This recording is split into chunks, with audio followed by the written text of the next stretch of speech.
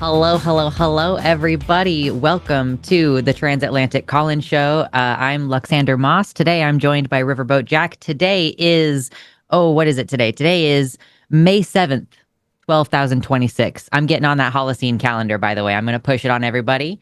I think it makes way more sense, and I will not be taking questions at this time. Anyway, how are you doing, Jack? It's been a couple weeks since I've seen you. I'm doing great. Just slammed a burrito and finally got over being sick. So I have my voice mostly like 99% back. I'm Yeah. I'm I'm living, I'm thriving. I'm ready to throw down or provide helpful advice. I'm here. I'm queer. Let's do this. You're sliving, as the kids Sliving. say.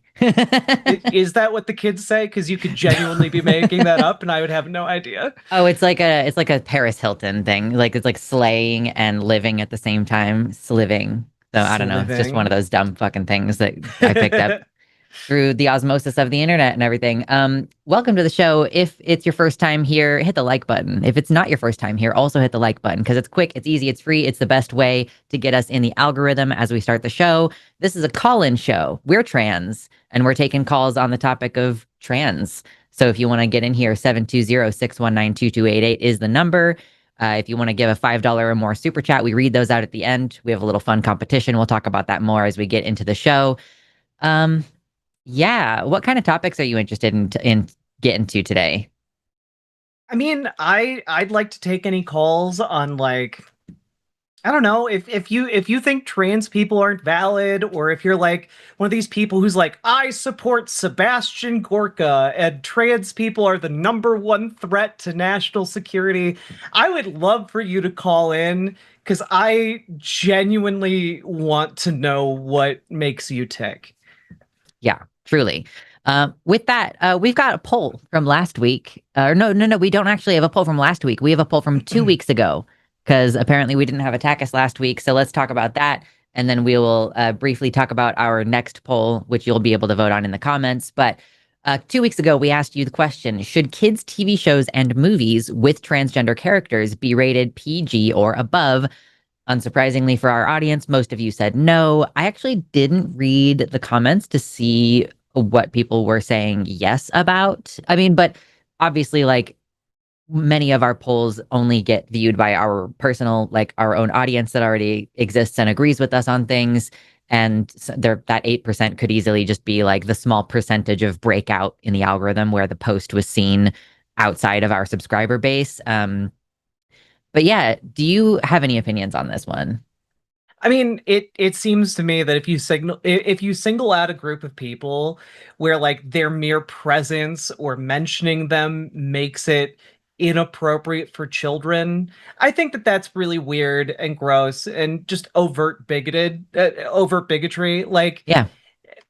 just full stop. Like trans people exist and we're just going to like the grocery store like anybody else. We're just like paying rent, we're going doing our jobs. Like kids and media should reflect that normal people exist and trans people are normal people, actually.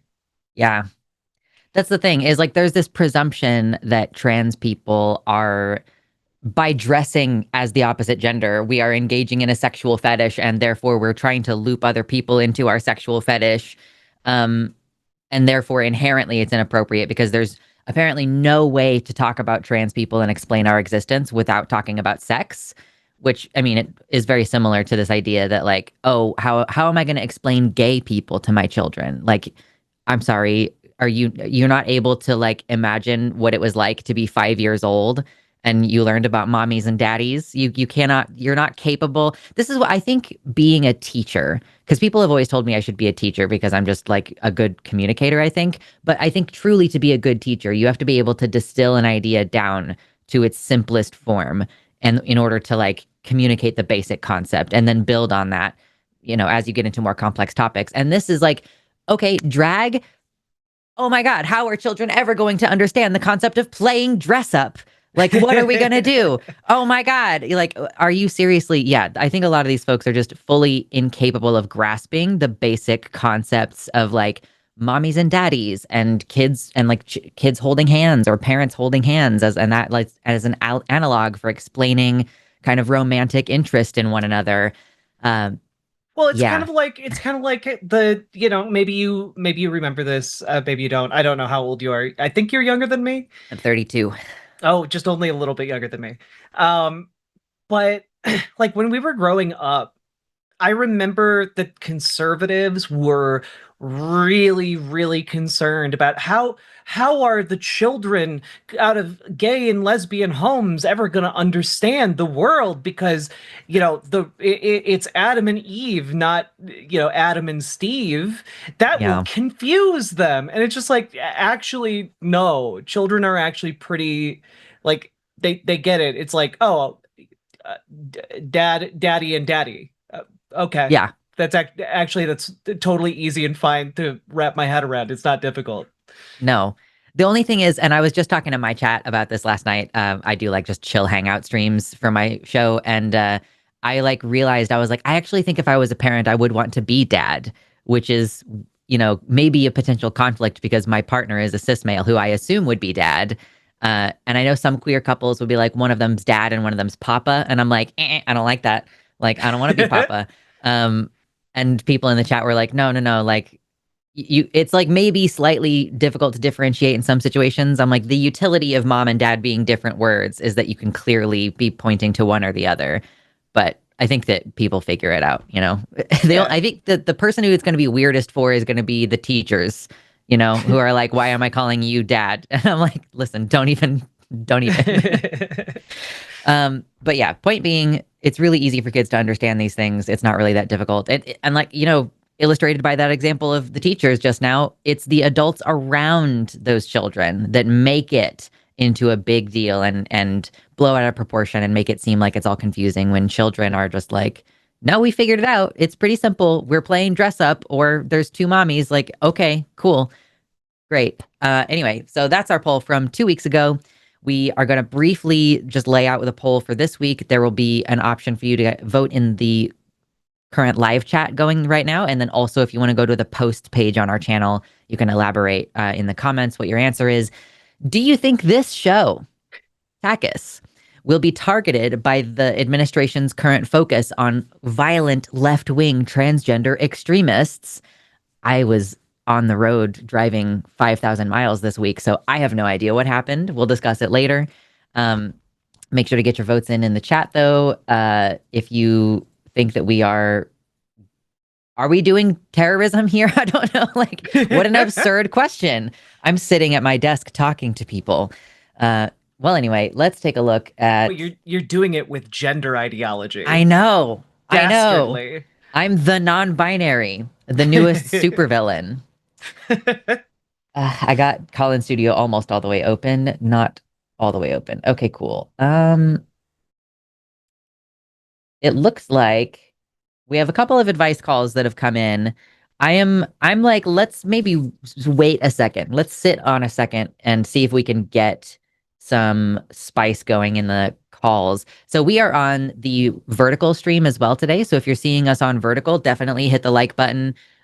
Also, y'all, if you click the share button and then it pops up a little thing and there's a blue button that says copy.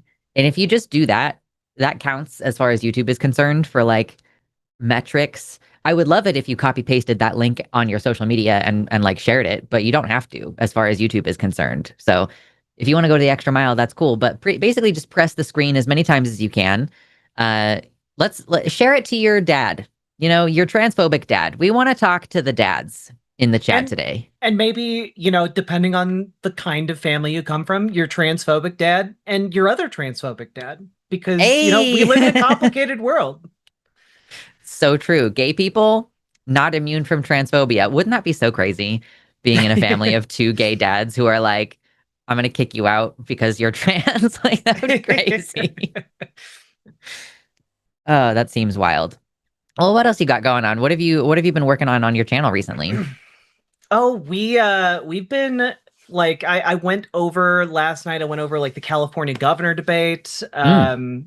Talked about the downfall of the Daily Wire. Okay. They genuinely have been cratering in a way that is crazy. Did you know that they have a Daily Wire news channel that has like 160,000 some subscribers, and the most recent news clips that they've uploaded to it get like below 200 views a pop. It's genuinely crazy. Oh no. Yeah. Oh, that's so bad. That's so much worse than I was anticipating. Yeah. Oh my gosh. I And wonder what's going on with the conservatives right now. even their main channel right now, their main channel, they have like a bunch of like half-assed documentary like trailers, and each one is like only in like the low 10,000s, you know? Like they're not doing very good. And that's a Wow. channel with millions of subscribers. Like, damn. Yeah, that's wild. I it's gratifying to hear, but every piece of good news, I'm like, what what is underlying this? Like what other thing is hiding under this good news that I'm gonna be regretful about hearing later on? Um, like, oh, it gets bought up by some even worse company, or like, oh, the Trump administration decides to make that like a public news channel in order to prevent it from bottoming out. Like, we're still gonna fund public news channels or public television. We're just gonna do it in the worst possible way imaginable. Um, Yeah, I just mean, it seems like the damage has kind of been done. They fired like half their staff. Like okay. they are hurting. And I don't know if it's because like the Hungarian money like dried up or like what, but Mm. it's wonderful. Yeah, yeah, we love to hear it, especially with like if the line is doing better over time, which it feels like we are. Like even our slump season, I felt like January and February we did pretty well this year, and we're just like keeping growing and stuff. It's an election year. We're going to be pushing out more and more content, so Hell it yeah. feels good to be part of a leftist progressive organization that's getting bigger. And like I had no idea that this was happening with the Daily Wire, so it does feel like a sort of subtle shift in like the attention economy online, if that makes any sense. Like Oh that yeah. these right wingers are not getting away with the most violent rhetoric possible and making more and more and more money off of it. I wonder if that's like, yeah, if YouTube is actually tweaking them in the algorithm, that would I be I something. think I think it's because they were routinely buying views. I think that they were Ah, using a massive amount of ad money so it's to like, inflated. Hmm. yeah, to massively inflate their views and get in the algorithm that way. Hmm. And that money is just gone. Maybe because they blew so much money on that like King Arthur, the Merlin show, the Pendragon cycle or whatever it was That's called, that crazy. they wanted to be like a Game of Thrones killer. Um, the other part was I did respond to his most recent video on socialism, which Okay. only had like 90K views on his personal channel of where he has 7 million subscribers. And like that's kind of like a bread and butter content for Ben Shapiro. Yeah. So my hope is that that video can ratio Ben Shapiro. So go help that video do well when it gets put up on my channel. Okay, folks? Yeah. Hell yeah. Cool. Well, I think we have one call that might be somewhat interesting before we get to those advice calls later in the show. So let's talk to Cameron, he, him pronouns from North Carolina. Cameron, you are live on the line with Luxander and Riverboat Jack. How you doing? I'm doing pretty well. How about you? Doing okay so far. It's a new show, so it's yet to be seen whether somebody gets on my nerves today. But your question is about mind-body dualism. Why don't you tell us a little bit about it? Yeah. So I'm sure you're familiar with Rene Descartes, the French philosopher, on his mind-body dualism. Uh, More formally, just as we describe the cogito, or the I think, therefore I am, um, support for rationality, and it intends to support the mind as having a primacy over matter, or at least that mind is separate from matter. Um, as far as in relation with the trans identity, it seems that a conflict of almost like the ship of Theseus type of where, like, the boundaries of where the idea and the matter that extends that idea, where that boundary is drawn.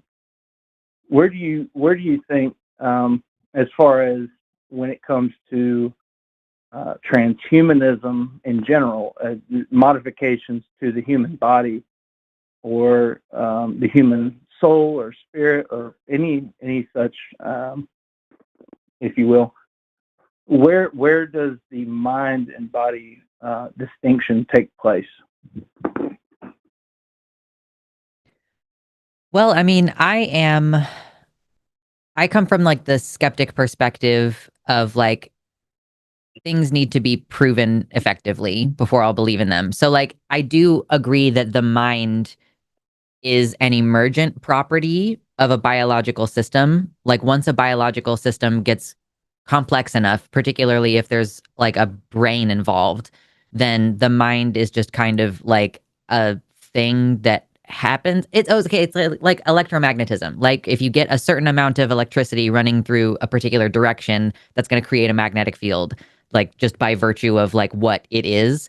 And so I think that if you have meat suits running on electricity and all of our brain activity is happening via electricity, like electrical signals, and we can use electrical signals to stimulate the body to do things when it's dead, then it seems like the mind is just like a function of a brain that that's complicated enough. And in particular, our brains are complicated most likely because we developed as a highly social species. And that has led us to have like a more complex brain. So like I know that Rene Descartes is kind of like, he kind of describes them as different substances, like that the mind is a substance that is separate from the body. But in my view, I've never seen a functional mind that is distinct from a body. So I don't see that as like separate. It's just part of the biological meat suit that you got going on. Okay. I would just ask, as far as like because there is quite a astounding overlap between some of the philosophy of transhumanism and trans identity, as far as sexual or gender identity is concerned, and it seems as though there's again a crossover where it becomes a very indistinct kind of point in which, you know, I mean, as is maybe stated, trans women are women. That statement in of itself attempts to, if not equivocate, but to create some sort of tautology between those two statements as identical statements. Linguistically, when trans women are ultimately referred to as women, is when, you know, that transition, or linguistically, when that transition is present. Up until then, it is simply just a rationalism to say trans women are women. It's very hard to make the argument, you know, as far as on the physical level, like after a certain amount of body modification, of course, you know, that is the requisite, you know, point in which you would distinguish the two. But I'm curious what you think on, again, where that transition point, if not after a physical body modification, how is that identity distinguished? Well, so I just want to say, like, does the statement, like, tall women are women make sense to you? I mean, it seems to be totally coherent. Absolutely. Yeah, trans women are women is equally coherent. And we're talking about belonging within a social group that is socially constructed.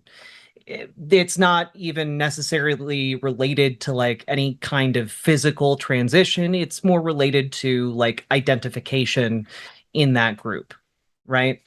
And I guess just going back to your initial question, for me, for my part, I don't really see there being a mind body distinction. Like the mind is an extension of the body or a part of the body, and when we modify our bodies, our minds are also take that into account. You can see this with people who have like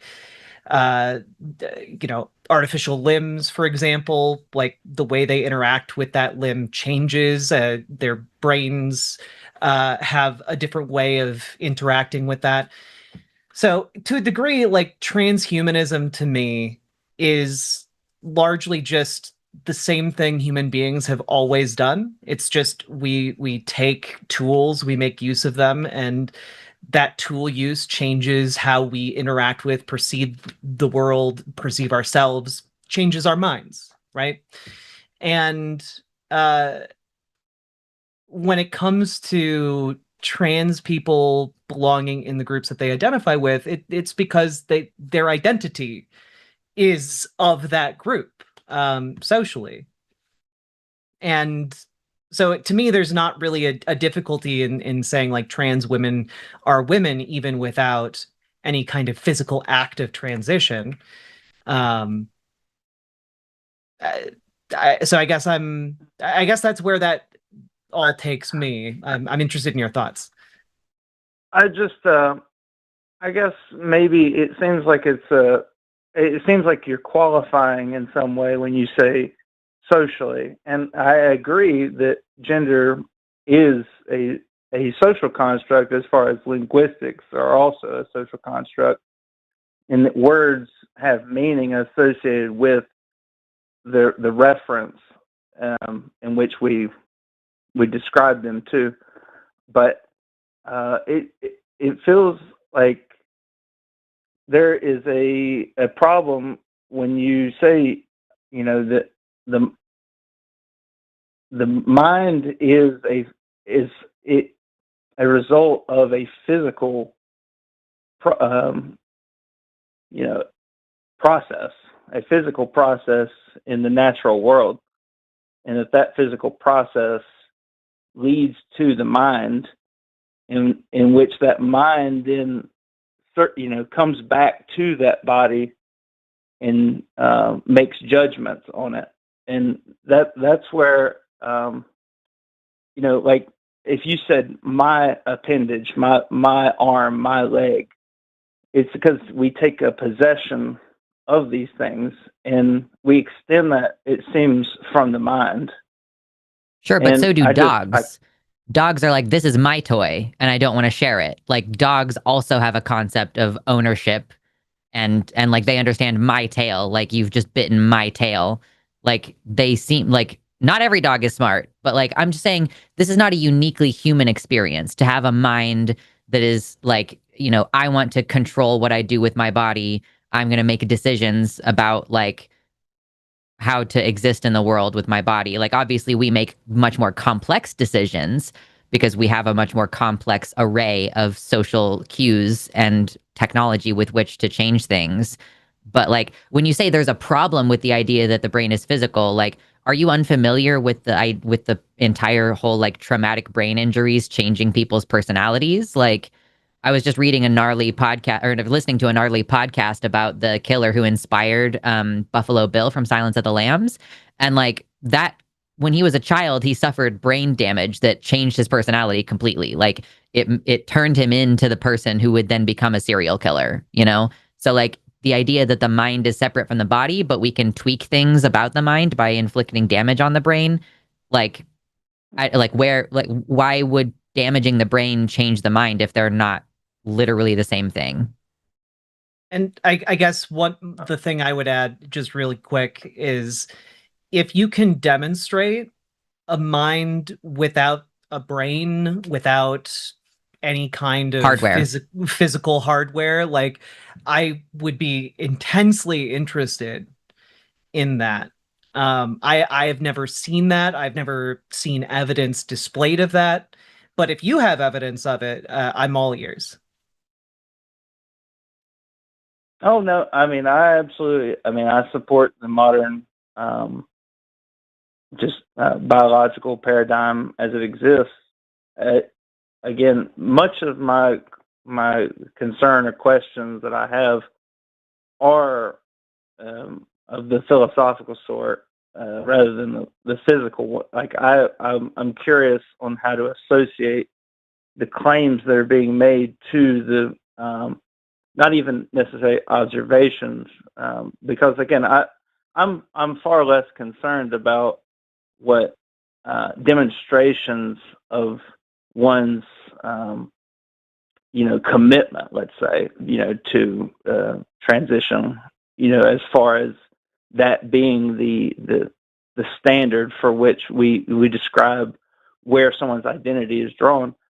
I'm more or less asking, where one draws the line between, again, like their identity being a concrete thing that, like when people say, be your true self, where does your true self lie?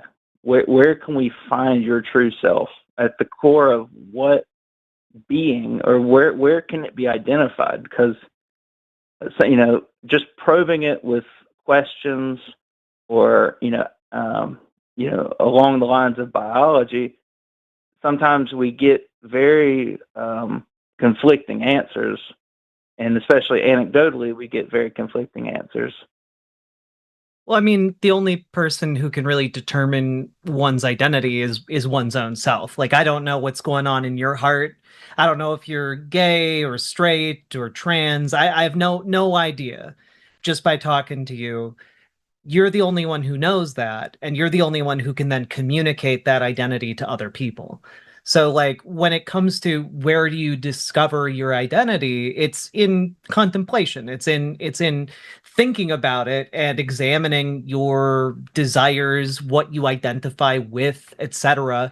In the same way that, straight people typically almost intuitively grasp that, hey, I have a crush. Like, if you're a straight man and you're like, or straight boy, you're like, 5, you're like, I have a crush on a girl.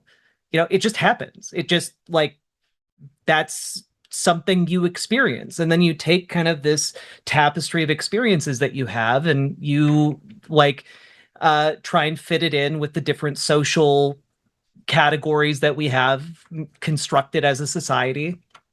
And then we go from there. And it's all messy. There's not necessarily super clear-cut answers all the time, but life is messy. Like, maybe that's the divide. I want to ask a clarifying say. question, Cameron. Cameron, real quick, I just want to ask a clarifying question. Do you find it epistemically challenging that we can't identify what part of the brain makes a person prefer vanilla ice cream over chocolate ice cream? I have no qualms. I think that's a demonstration of human behavior when people say, I prefer vanilla over chocolate. Yeah. Well, maybe you're coming at this from an outside perspective, so I can understand you not understanding, but like being transgender is like a complex web of preferences, basically. I mean, preferences to the extent that like maybe chocolate ice cream actually makes you want to vomit, and vanilla ice cream is, you're like, this is my jam, right? Like, there are people who actually physically dislike chocolate, especially American chocolate. So like being transgender, it's not like we can locate the part of the brain that makes you trans, because there's a lot of different like societal things that seem to go into it, that like maybe certain parts of your body, you have like a brain body map distinction where you're like, I have phantom limb around like the genitals, because that can happen sometimes in the way that people who are born without limbs can have phantom limb. So there's like things that range all the way from that to preferring to have long hair or short hair, or preferring to shave your legs or not, like, and that those things have been ascribed a gender in our society. So it's like we would not be able to point to one part of the brain that makes people trans. We would only be able to do what we do for ice cream flavors, which is we can observe that the pleasure centers of the brain light up when you're eating vanilla ice cream. We could observe that probably similar parts of the brain that are like associated with positivity would be lighting up for a trans person's brain when they are being treated the way that they want to be treated, or when they have access to the care, when they start to feel congruent with their body after treatment or whatever. So yeah, I guess I'm not sure where you're running into this problem of like, if we can't find the trans part of the brain, then why could we say it's biological? I think that the main problem, again, like I said, it's very much philosophical, because I think that it is seeming to ground that all of that in a very much physical process. And again, I have no problem with the fact that science has yet to Yeah, there's growing research on this.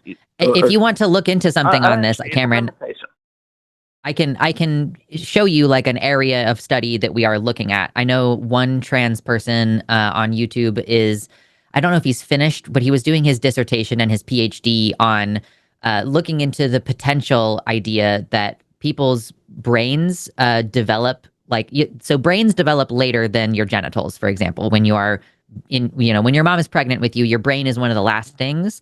So there is like a growing interest in the idea that if you are exposed to a different kind of sex hormone when your brain is developing, so like, my mother had PCOS. So it's likely that I was exposed to a higher level of testosterone during the brain development part of the pregnancy, which could give people's brains a different, the brain body map. Again, like you're born with the idea that you have 2 arms and 2 legs because like that's how we evolved. And you're just kind of born with that expectation. And if that expectation is not fulfilled, then there is a dissonance. And it seems like there's a pretty good area of study here that we could look into that would show, because where else is it coming from? Where else could it possibly be coming from? The feeling of distress, or the feeling of ease and congruence once you've achieved the level of transition that you're trying to achieve. Like clearly it's not a thing that people are choosing, because there's a lot of suffering involved, and people don't typically choose to suffer for no reason. So it's coming from somewhere, and we don't have solid evidence yet, and it's kind of hard to study brains in this way. But like, where else could it possibly be coming from? Do you think that this is completely elective, that people are just choosing this for no reason, and that nothing that's happening in their brains could be explained biologically? No, and I appreciate everything you included. Again, I feel like maybe my point has been missed, but I still seem to have this concern that we're missing the point in which we draw the line in which, like, the body in which has led to the mind we have is in fact what led to the circumstance in the first place. And so to maybe round this in some way, it seems like there's an attempt to change the mind through changing the body, as far as curing, if you will, curing dysphoria, gender dysphoria. By modifying the body, it is an attempt to treat the mind. Would it surprise you to hear that we've tried all of the other things that you could possibly propose? Go ahead, Jack. Well, I was just going to say that's all medical treatment, essentially, like almost all of it. Like if someone is in mental distress because they feel like they're having a heart attack, and it's because they have like a blockage in their heart, we remove the blockage, and that removes the stress. Like it's not trans, like modifications to the body are not unique to trans healthcare. It's just a part of all healthcare, right? Like, so I guess I'm failing to see the distinction that makes intervention in the case of trans people unique or different. We've also tried all the other things, by the way. Like we've tried like, would you like to be in therapy and just try to accept the way that you were born and do exposure therapy and acceptance therapy? Would you like to be on antipsychotic medication? Would you like to be on antidepressants? So it turns out we've tried all of these things. And the best way to treat trans people is to allow them to have access to transition care to the extent that they want it. And it seems like going through all the other things is like a waste of money and a waste of time and doesn't improve patient outcomes. So if we're focused on improving patient outcomes, why would we continue operating in modalities that do not improve patient outcomes? Right, and I actually wholly agree with that methodology as far as treatment, as far as a just I mean, it really is the one that has shown the best results, and I don't doubt that. Again, and maybe it is because my mind is so fixated on where these delineations of identity distinction are drawn. That's where I think I see the biggest conflict is that there's an attempt to ground the idea of being, the wrong gender. That's manifested onto the body, and then that body is then the problem. And that this is the problem with thinking that the caused. brain is separate from the body. The brain informs everything that's happening in my body. Sorry, go ahead, Jack. Yeah, like your brain and how you perceive the world and how your brain physically functions, and by extension your mind functions, is informed by and altered by your body, right? Like if you wake up tomorrow and you're missing a limb, that changes physically how your mind works, how your brain functions, and by extension your mind. And so like that experiential difference does change you, right? So like I think the problem is that you're looking for definitive delineations here, and there's just identity is more of a haze than that. Like for different individuals, it's going to be different. And for some, it is going to be incredibly clear cut. I am this. For others, it's not going to be as clear cut. And they're going to have to like ask themselves some questions and like figure that out and navigate, instead of what is a clear binary, instead navigate a spectrum, right? And that's going to be different for each person. We don't know why it's necessarily different. We just know that it is, that individual experiences differ in this way.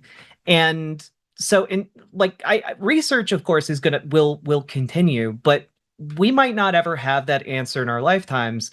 And the simple reality is shit's messy. Like we live in these flesh suits.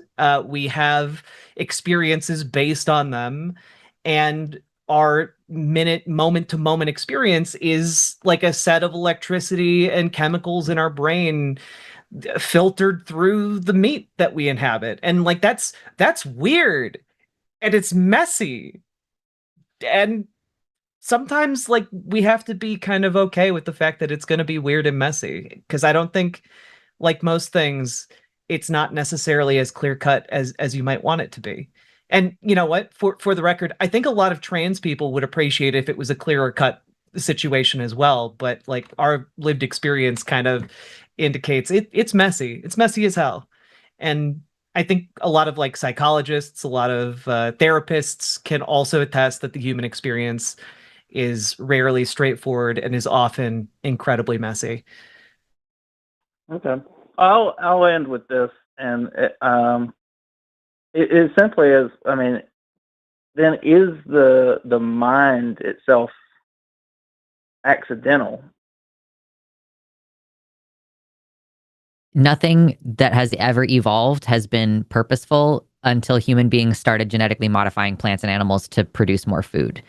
Like the mind is an accident in the same way that fingernails are an accident, in which case like there were selective pressures that made it useful to have.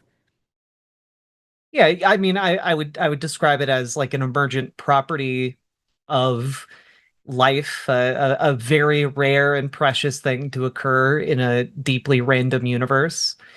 Um, and it pretty incredible and amazing, but I don't attribute purpose to the mere act of existence, or intentionality to the mere act of existence.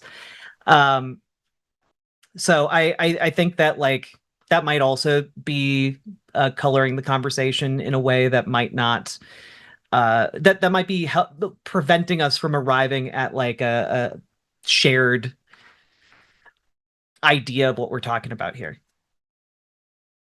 Yeah. I mean, I think that all of mental processes, even the ones that we may find distressing, such as suffering or stress or anxiety or depression, these are the natural responses of the natural brain, and they have consequence on the mind.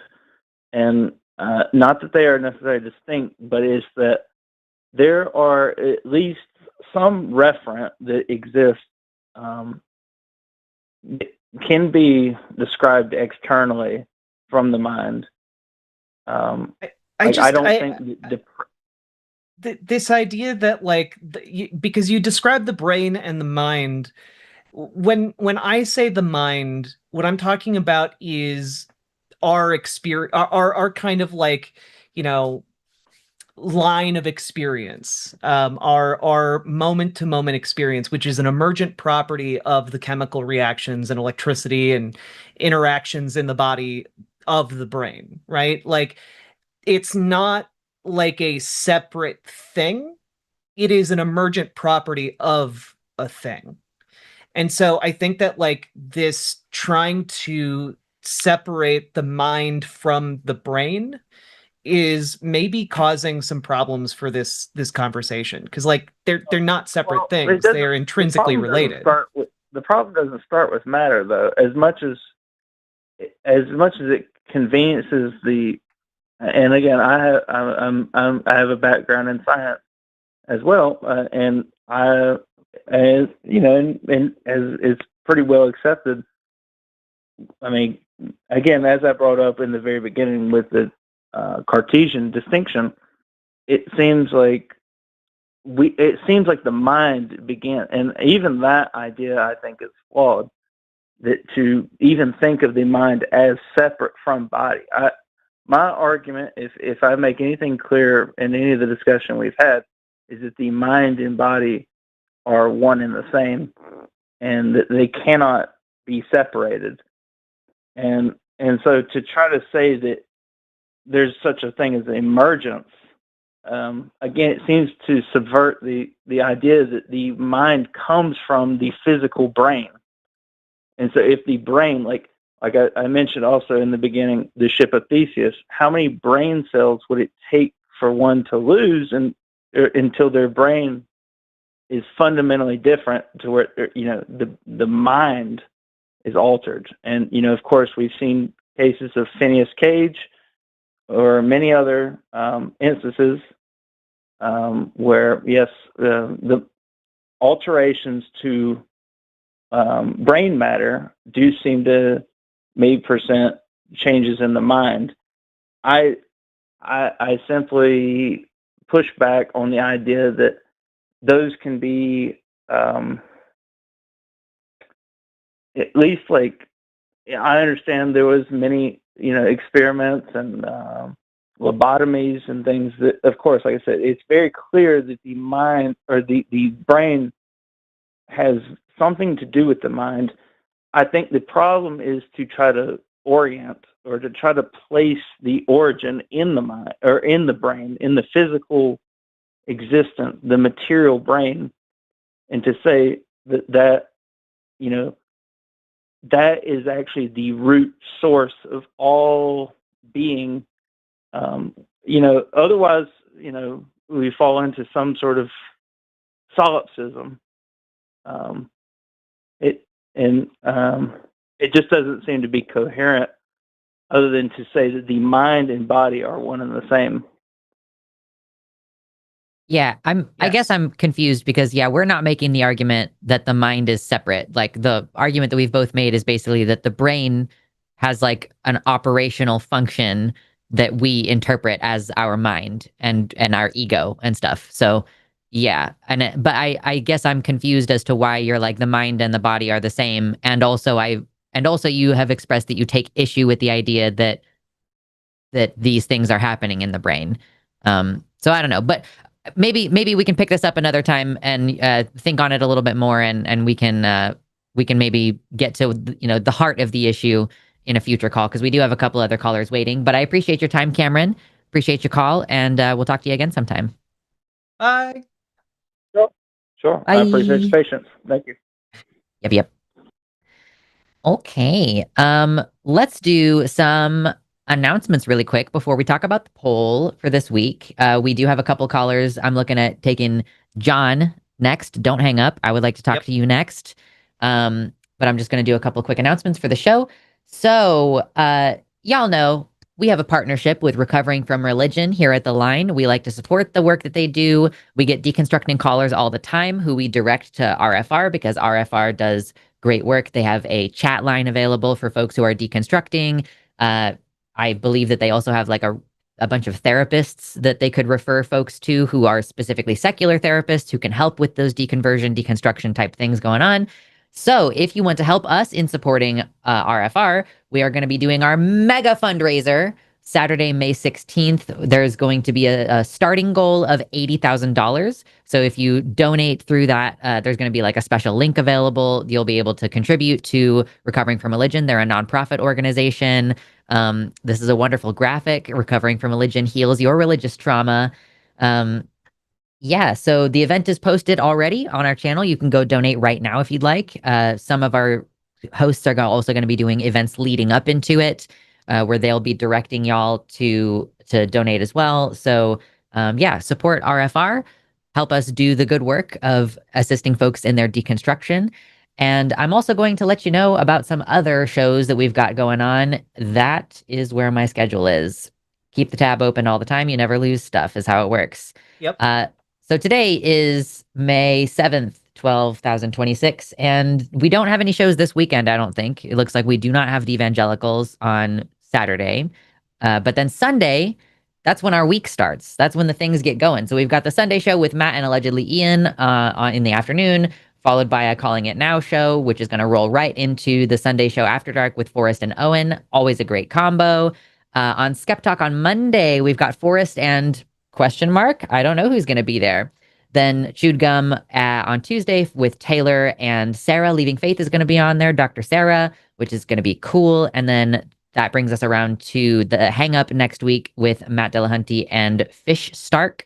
And then Ben and myself on TACIS next week on Thursday. So make sure you have your notifications turned on or you're tuning in, because we also have Calling It Now throughout the week and all that kind of jazz. So just make sure you're staying up to date. We will eventually have a published calendar where y'all can see beyond just like the next week of shows, because you can see the next week of shows on the channel usually.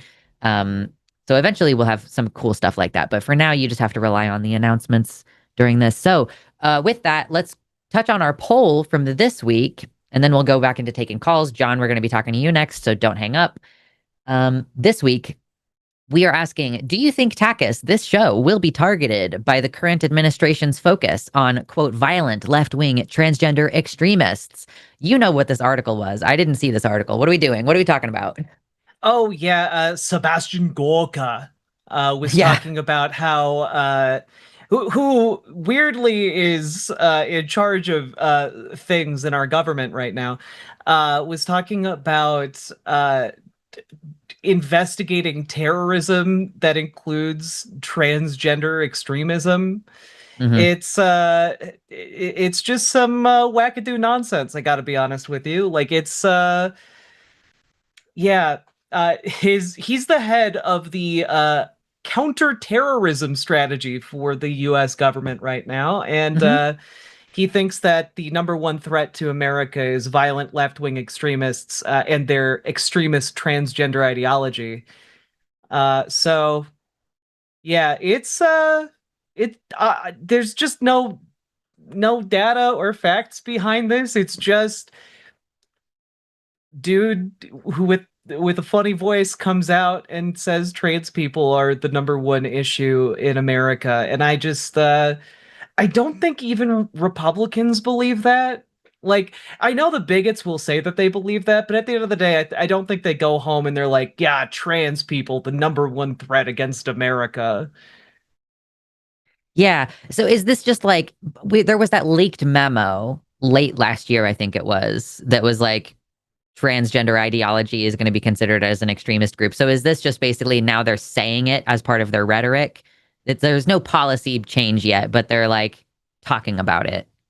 Yeah, basically, they released their counterterrorism strategy Mm. today. And they were, or yesterday rather, and they were like, number one domestic terror threats, violent left-wing extremists, narco terrorists, Islamist terrorists, and extremist transgender ideology. Yeah, totally. Yeah, and they just said the non-binary, right? Is that was a quote that Arden pulled from the article? It's like, yeah, that's why I'm like, the non-binary is it's like a superhero, anti-hero / supervillain name. I guess I'm clued into superhero stuff because I've been like reading and watching Invincible a bunch recently. Oh, hell yeah. Yeah, I know, right? Like, hell yeah. Actually, also, the fact that they used a Slayer song in episode 4 of the most recent season, I'm like, oh, that's actually what I need to listen to when I'm working out. So today I worked out and I just put on a Slayer playlist, and I have never listened to metal in my life, but I was like, yeah, thrasher metal. This is this is like keeping things going while I'm trying to work out. Anyway, yeah. We see a threat, we will respond to it, and we will crush it. Whether it is the cartels, the jihadists, or violent left-wing extremists like Antifa and like the transgender killers, the non-binary, the left-wing radicals who killed my friend Charlie Kirk, we will take them on head on, says the senior director for counterterrorism, Sebastian Gorka. There's another quote later on where he says, our national counterterrorism activities will prioritize the rapid identification and neutralization of violent secular political groups whose ideology is anti-American, radically pro-gender, or anarchist, such as Antifa. Like, interesting. What does it mean to be radically pro-gender? Like, I don't... Is it like people who are like... Is it like when folks are like, listen, I think that abortion is an essential medical service. I'm not pro-abortion.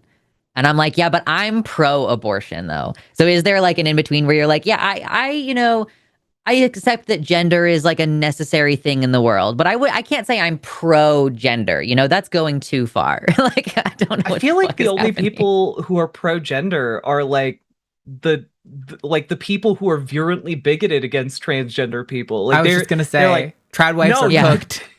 Yeah, true. You could only have gender this way.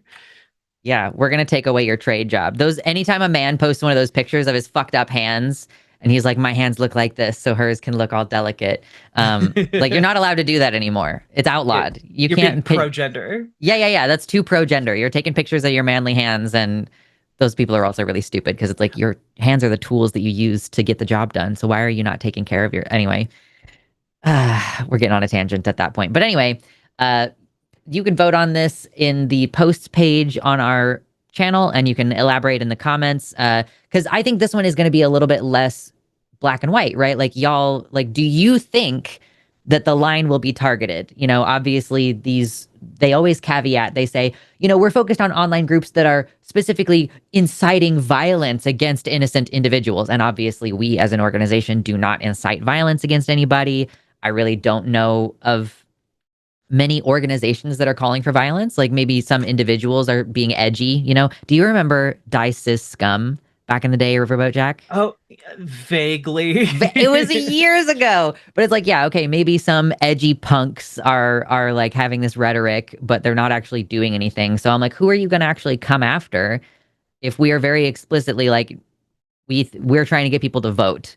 That's the thing. We're trying to get people to like peacefully protest. We're not sitting out here going like, Molotov cocktails everywhere, like, let's get some bread, whatever. I don't know. Like, that's not what we're about. I gotta be honest, like, it really seems like they want to go after, like, the most violent rhetoric I have heard has been from like, you know, the kindly liberal wine moms who show up on No King's Day, because they're not online enough to realize you're not supposed to say like certain things, and they're just out in the streets. They're like, yes, the blood will run like the wine of the French Revolution. Like, it's like, oh my God, calm down. Yeah, legitimately. They are the fun. It's like Jane Fonda on The View or whatever. And she was like, she basically was like, no, we're going to use violence to defend our abortion rights. And everybody was like, she's joking. She's joking. And Jane Fonda was like, girl, no, I'm not. She's been out here. You know, we appreciate the veteran feminists in the movement. But with all that, thanks y'all for watching. Hit the like button if you haven't already. We are going to take our next caller. John, he, him pronouns from Arizona. John, you are live on the line with Luxander and Riverboat. Jack, how you doing? Hey, how you doing? Living the dream. So you say you don't think that gender is a social construct, and neither is race. They are biological realities. Can you elaborate for us? Yeah, this is all my personal opinion. You know, as far as I don't know if you want to talk about race or gender, but you know, race. I believe in evolution, and people left Africa about 100,000 years ago into Europe, into Asia, all over the world. So that's how races came to be. So that's why that's not socially constructed. As far as gender goes, I believe there are rare exceptions of intersex, but when I was born, the doctor said it's a boy, and there's male and female, and male and female is gender is predicated on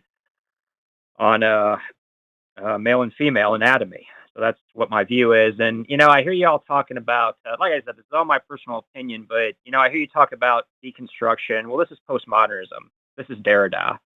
And then also, too, Foucault was another influential postmodernist. And I think the political left is subverting Western civilization. I'm going to pause you for a second because I want to address a couple of things that you've said already. So race is a social construct separate from ethnicity, which I would agree with you that ethnicity is biological, like how Ashkenazi Jewish people have a really high likelihood to have like a, you know, the problem with the BRCA2 gene that gives people breast and ovarian cancer, right? So there's like clearly an ethnic thing there.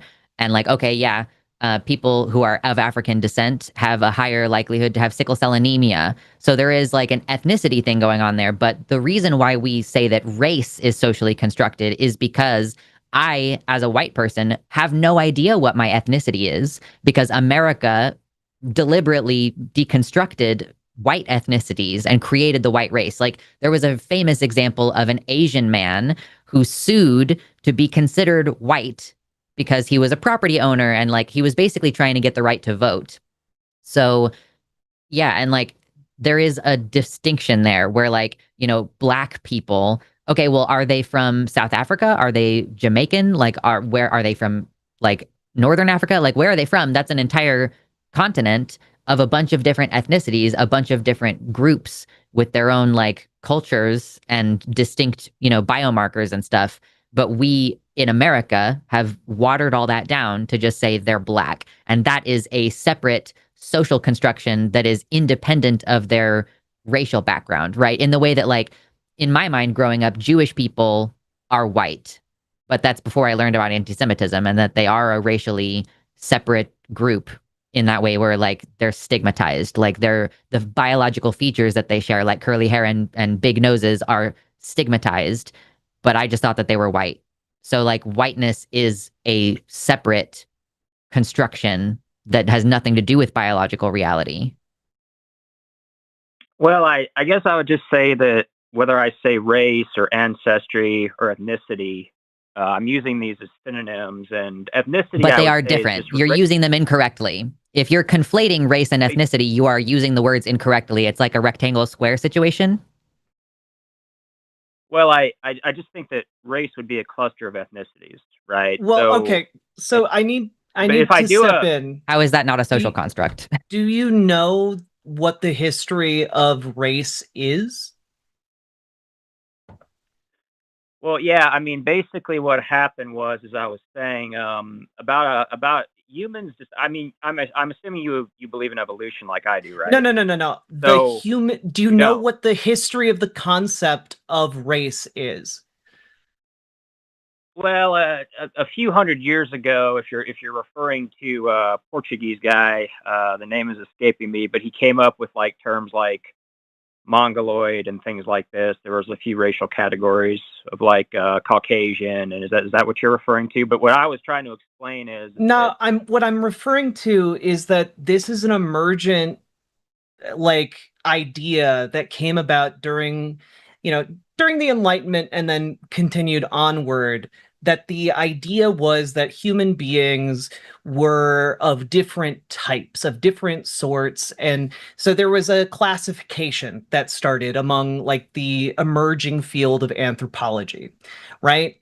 And part of the problem was, as that kind of gained steam into the 1800s, there were also medieval concepts at play, like something called the Great Chain of Being, which you might have heard of before. And if you haven't heard of that, you might have heard of like the Divine Right of Kings, which was based upon this idea of the Great Chain of Being, like the idea that because heaven is hierarchical, so too must things on earth, and therefore everything on earth reflects as it is in heaven.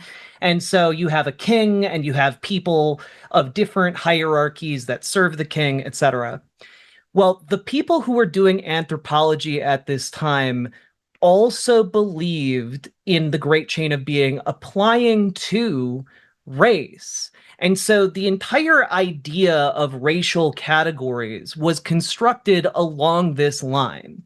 The idea being white people are at the top, and then you have different types of people based on their positions on the globe, or, different fields of this emerging race science would say based on skull shape or hair texture, etc., facial features, that they were of different categories, right? And that's when you get into what you mentioned, folks arguing that you've got like the Mongoloids and like the Europeans and the Laps, etc. You've got like a bunch of different categories that emerge out of this that are basically just kind of bullshit.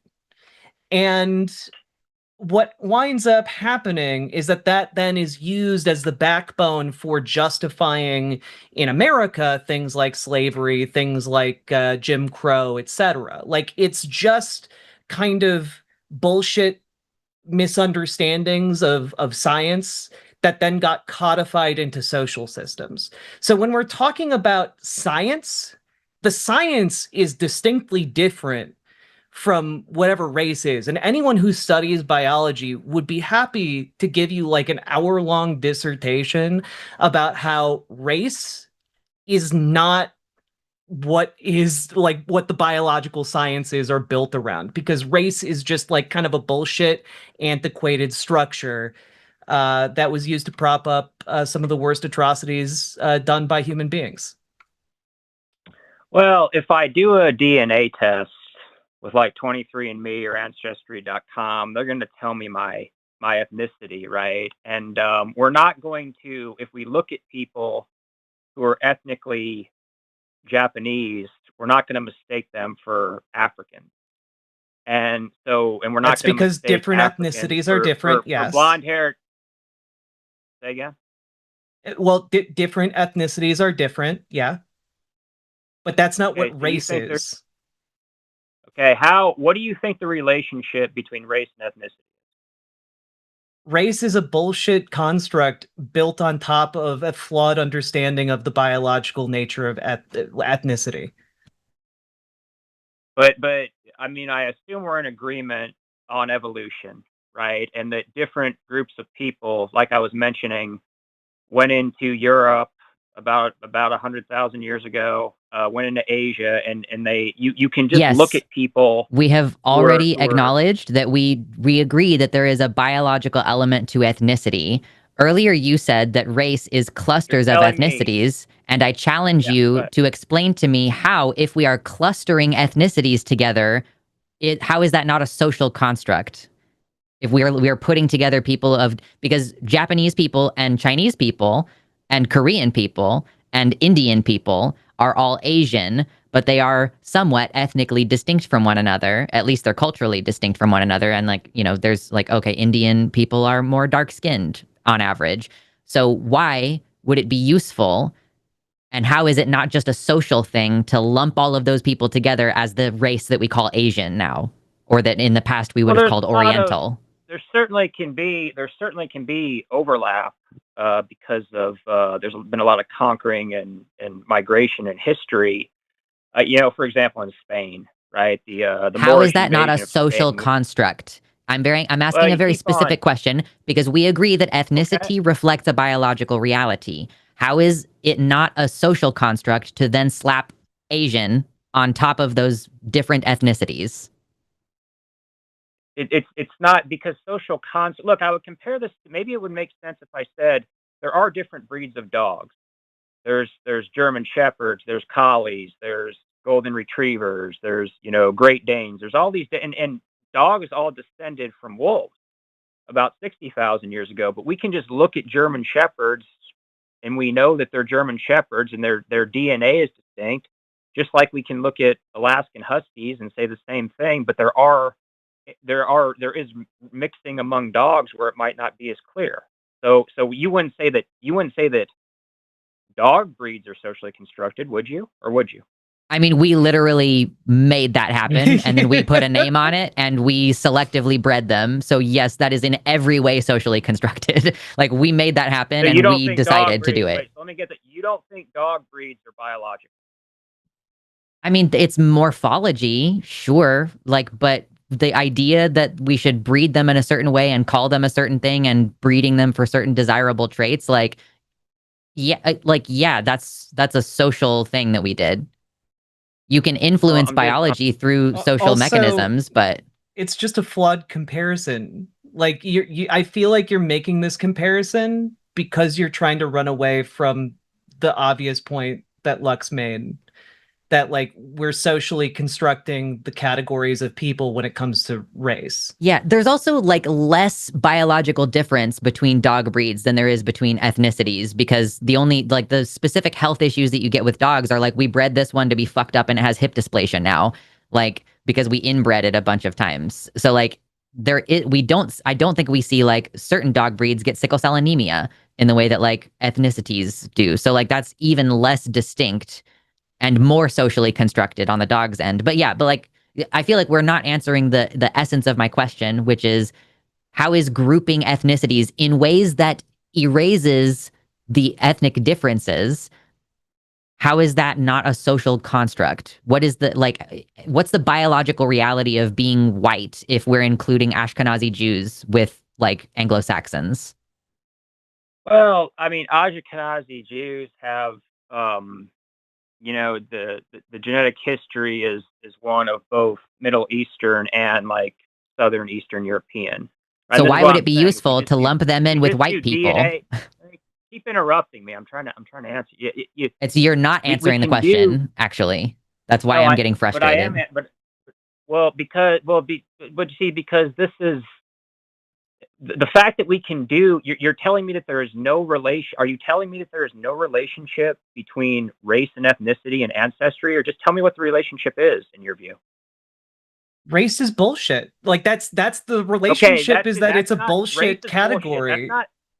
No, it's a bullshit category that we made that misunderstands ethnic differences and simplifies it down for racists like you. That's it. Like, the most ethnically diverse place on the planet is Africa, and like racists in the 1800s were like, well, they're all just one race, black.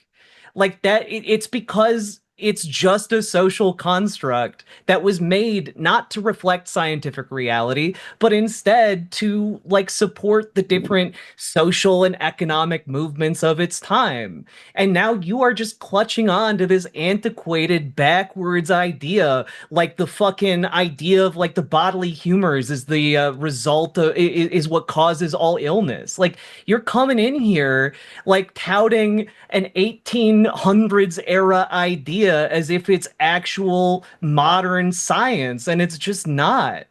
Like, it's like you're a fucking time traveler coming with like a backwards understanding of reality, and you're gonna shit yourself the second you see a TV, my dude. Like, I just you're gonna be like, where are the tiny people inside this box? It's like Look, I want to engage with you, but the issue, the issue that I have is that you're running away from this point that we have made, and it seems like you're running away from it because you actually came here and were like, well, race and ethnicity are the same thing. And like, my guy, if you are a race realist, if you are someone who is clutching onto race science in the year 2026, you should probably come here with a better understanding of the terms that you use as a basic building block for your own bigotry.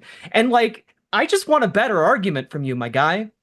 I'm ready to engage with you in a more nuanced way, but like, you got to actually like maybe come back when you know more about this topic. Oh, I can explain. Look, the reason I'm addressing this is because you all on the left, this is the problem with equity. And it's also the problem with third world immigration. You're under this delusion. No, he's a replacement. No, white replacement. No. Look. There are average differences in a lot of things. IQ is among one of them. Do you think that's wrong? Are you IQ is also fake and bullshit. Are you You're a race realist?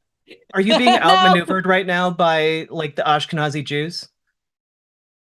Ashkenazi Jews on average have an average IQ of 110. Are you an Ashkenazi Jewish person? No. So maybe you should find one that will make these arguments for you in a smarter way. Well, I mean, are you denying that there's average differences in IQ among races? Because there's not. I know you can't. I'm sorry. I can't hear you if you don't have the same level of IQ attainment as someone you are arguing is intrinsically smarter than you. I think I'll go listen to those people instead. Well, you're not. You're dodging. I'm not. It's your own argument that's very inconvenient for you, my guy.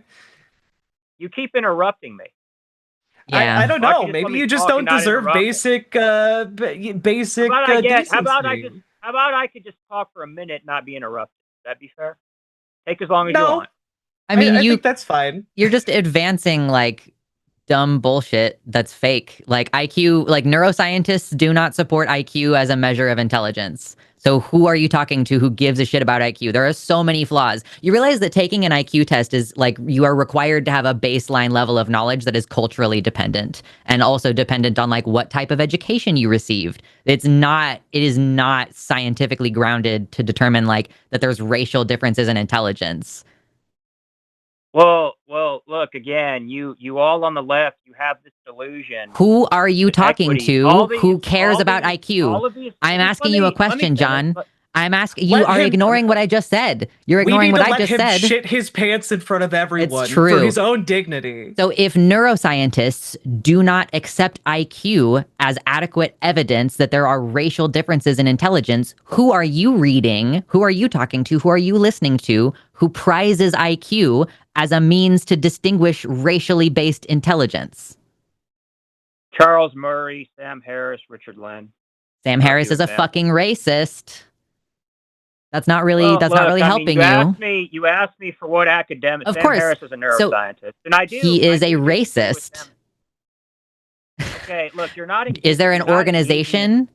Is there an organization that backs IQ that I can investigate and I can tell like their biases? Because if you're like, ooh, the person I'm going to point to who's a race realist and says that IQ is big brain matters a lot. Oh, that person is a racist. Do you understand that makes a bias of their position? That means like, oh, I can't actually trust what they say because they are prejudiced against people based on race. So of course they are going to pick up any form of pseudoscience that can support their view that races are inferior or superior to one another.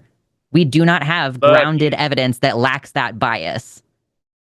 You all on the left, you believe you that all on the all right don't engage with the points because you can't, because Look, I have defeated your argument very- and you have nothing. You have pseudoscience and you have racism. interrupting Do you have me. something more interesting than interrupting. pseudoscience and racism? You're like the cowardly just- lion. You won't let me finish a sentence. You got to let me. You have kinda- something It's not a fair other than debate. racism It kind and of seems to pseudoscience. me. It kind of seems to me like your entire point is predicated on looking out at the entire field of science and finding the 3 most racist people who have podcasts that agree with you. And instead of looking at the scientific consensus, which laughs in your face, like, the reason we are not taking you seriously is because your ideas are deeply unserious.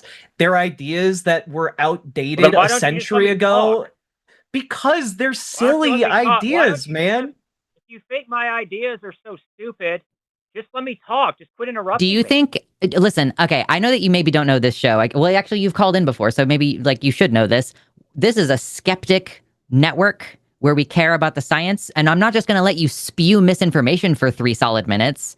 Like, I'm not going to let you spew Everything that pseudoscience. Look, I think what you. How about 30 seconds? Just don't interrupt me.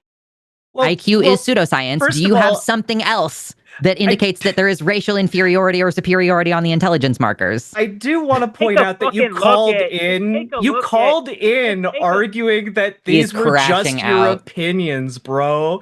You called in, And then you're like, ooh, this is caveating science, actually. everything, caveating everything that it's just your opinion. And then you're like, well, I'm actually supported by science, and it's like 3 guys in a trench coat holding a clipboard. It's genuinely like, this is embarrassing for you. And part of the reason we're not going to let you go. Why are you so afraid to let me talk? Just let me talk. I'm not afraid to let you talk. I just want a better version of your argument. Again, maybe you can find like a higher IQ individual to call in and make these arguments. You just told me IQ was. Didn't you all just say IQ was bullshit? Yeah, It's find the highest pseudoscience, IQ yeah. individual you know. It's clearly something you value. You care about it. You're saying it's a pseudoscience, but you're telling me I'm low IQ. Yet you have to keep interrupting. It's because Yeah, we're 'cause making I'm fun of making you, fun of John. you. We have Yeah. stopped taking you seriously at this point. This is just for fun now. Well, okay, you're not very serious people, but you think dudes are women. You're Dude. fucking insane. You're bringing up IQ and trying to say that race is scientifically based. Like, you don't know what you're talking about, and so therefore it's very easy for me to just stop taking you seriously. It's let like you're me calling talk. in and Just quit it's like interrupting. you're calling in and like making an argument for why the entire world needs to go back to needs to transition to using square wheels instead of round ones. And we're just laughing at you because that's an objectively bad idea that is disproven by literally, maybe you could find one guy, one quack who's like, steam power is the future of modern conveyance. And like, maybe you could find a guy like that in the world somewhere, but like, to everyone else, it's silly on the face of it. It's facially silly. And like, the reason we're not taking you seriously is because you keep insisting on being a silly little guy in like the worst possible way. Look, again, the reason that the left blames systematic racism on all the problems of like the black community, but if you just take a look at inner cities and ghettos or Blah blah blah blah blah blah blah. I'm a racist. My name is John. I'm a racist. Bye bye. I'm done. Yeah. You're just gonna pivot to another racist point. I'm not gonna entertain you.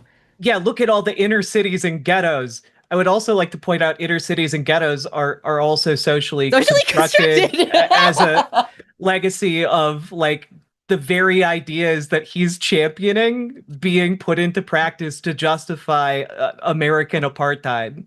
Like, oh, the inner cities. Oh, you mean the parts of the cities that were specifically defunded systematically and made into apartheid? Like, that's the black side of town that doesn't get any funding with all of the black only water fountains and schools. Yeah. Gee whiz, I wonder why those parts of the city are underfunded. Yeah. Oh, the ghettos? I wonder who built those. what kind of social and economic forces might have been at play for that? No, it Who must knows? be because of the collection of arbitrary ethnicities that we collected in the 1800s, like Pokemon. Nah, it's gotta be that. Yep, let's go back to 1860s, I guess. Goodness. Well, listen, I mean, y'all. if we went back to the 1860s, it's not going to work out for him very well either. Let's be, if we all recall how the 1860s went for that type of ideology in America. Yeah, it was a rough time. It's always been a rough time. Well, that said, we're between calls. This is a perfect time for y'all to hit the like button and click share and touch all the things on the screen as many times as possible. Because we've still got a couple calls left. We do no, we don't really have open lines right now, but that's fine. We have a couple really interesting calls on the line. What are you thinking? Are you thinking 25 or maybe 28.6? I gotta be honest, I haven't I haven't read the screener because I'm still out of it from that last call. That was silly as hell. Yeah, that was a lot of fun. It's cute. I feel like 28.6 is going to be spicier. So, but I see you, Cody. We'll take you next, Cody. Right now, we're going to talk to Dylan, he, him pronouns from Minnesota, who is now live on the line with Luxander and Riverboat Jack. How you doing, Dylan? How's it going, Luxander and Jack? Howdy. Doing good, doing good. Lay out your topic for us today. There are strictly man and woman made in God's image. Go into it. Yeah, I believe that Jesus created me not to be a woman, but a man. And me saying that I'm a woman does not change that God made me a man. What God? Jesus. So you're referring to like the Christian theology? Right, the son of the Christian God. Okay. Why do you believe in that God? Well, for one reason that Jesus didn't create me to be a woman, but God made me a man. And me Unrelated. saying that I'm a woman does not. Why? From whence do you get knowledge, and why do you feel certain that this God is real? Oh, why do I feel certain this God is real? Well, his invisible attributes are seen in creation. And where do I get this knowledge? I get this knowledge from the Bible. Which version? I read the NRSV updated edition. Okay. Okay. I'm just asking out of curiosity. Yeah. And also the Good News translation. Why should other people who believe in different gods or different religious beliefs or lack religious beliefs share your view? Well, the topic here, this discussion is man and woman, right? So one reason is because what we see happening in this country is that young children saying that they're women when they're boys, and boys saying that they're women when they're boys. I believe that until they're 18 or 19, they should not be allowed to, I believe that what's happening in this country is that these young children are being coerced into believing lies by Satan. The problem, Dylan, that we're running into here, hold on, Dylan, because what we're dealing with is your belief is explicitly a religious belief, and in you're from America, I assume you're from here.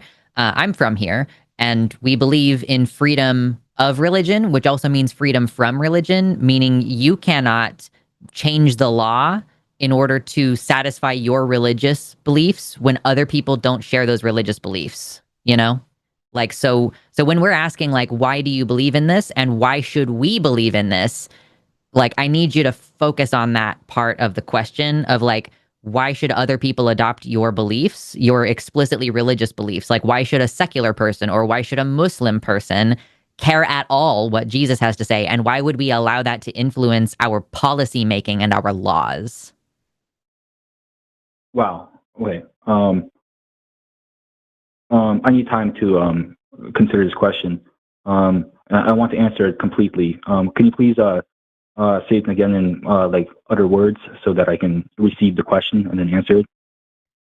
Yeah, I mean, essentially, we live in a country where we have freedom of religion. So there are going to be people in our society who don't share your religious beliefs. So for people who don't share your religious beliefs, what is your argument? Okay, Because so the argument you are presenting is based on your religious belief. And there are going to be obviously people who don't share that. Okay, so my argument is that Jesus made me not a woman, but God made me a man. So why should other people share these beliefs? And why should the law be according to what my beliefs are? Why should the law be according to my religious beliefs and not to like how it is now with even freedom of religion? Because the country does offer freedom of religion.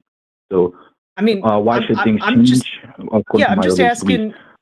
I'm just asking why, like if you are talking to somebody who doesn't believe in a God at all, why should, like, obviously making an appeal to Jesus or God making people so is not going to be a compelling argument to somebody who doesn't believe in Jesus or God.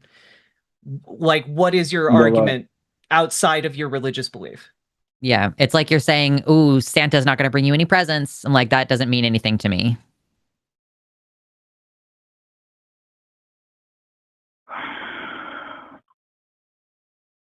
For one, I believe that it is beneficial to believe in Jesus. And also, why should other people believe in this God? Because not only is it beneficial to believe in Jesus. What we're asking about, not your religious belief. We're asking about, like, your ideas about trans people. Why should other people believe your ideas about trans people? Because there are going to be people out there that you know this. There are going to be people out there who aren't going to be Christians. And like, you know, you might obviously say, well, obviously they should convert to my religion, but okay, say they don't. What is your argument? My argument is that we should believe what Jesus says because he created us. So why should my religious beliefs be what the country follows? Because this God created us. And so we should follow what he says, not what we say. For his ways are mysterious and higher than ours. And we cannot begin even to comprehend this God. But what he says should be the authority because he created us, man and woman. You don't have any arguments based on like science, based on healthcare outcomes, based on any of that. Your argument is strictly and solely limited to religious scripture. Well, if you're talking about science, what is science? It is a study of the heavens, and it uses information to do this. Where should we get our information? I believe we should get our information from the Bible. And so if we're talking about science here, we should be talking about where we should get our information from, which is the Bible. Do you think that because like open heart surgery isn't in the Bible, we shouldn't have open heart surgery? No. Okay. So that question, like your argument here, like we should just have the Bible, like clearly not. So when I'm talking about making an argument based on science, I'm talking about making an argument based on like physical reality, material reality, the observations we have of it, the outcomes that we have studied about different medical interventions, etc. Like that's the entire basis for medical science, right? It is built up over hundreds of years of trial and error, scientific rigor, etc. And so my question is, do you have an argument that is separate from your religious belief, that is based upon material reality, why trans people should not be allowed to exist? I'm especially talking about children who are being coerced, I believe, by Satan into saying that they're women when they're boys. Okay, but do you have a scientific argument about this? That's an insane thing to say, bro. The fact that you don't know that that's an insane thing to say is crazy. Do you have, like, literally, do you have anything that isn't make-believe, dumb, crazy, delusional bullshit that to justify why we should allow or disallow people to get medical care? That's an insane thing to say. Of course. My argument is that I believe that what Jesus says is backed up by physical, material reality, that man and woman, that there is man and there's woman. There's a woman that gives birth to children, as the Bible says, and there's a man that is the head of the woman. And then I believe that what I'm saying about what Jesus says is backed up by physical, material reality, man and woman. Like what? Can I ask you just a question? Do you believe that children, if they are injured or in like a life-threatening situation, do you think that children should be able to get blood transfusions? Yeah. Okay. What if I told you that there are certain types of Christians that believe that biblical scripture says no, that according to biblical scripture, according to what their understanding of Jesus and God is, that actually it would be a sin to allow those children to receive blood transfusions? Well, okay. This will make sense. I need like 20 seconds to like have the floor, and like it's going to make sense if I have like 20 seconds to have the floor. So, Okay. Go for it.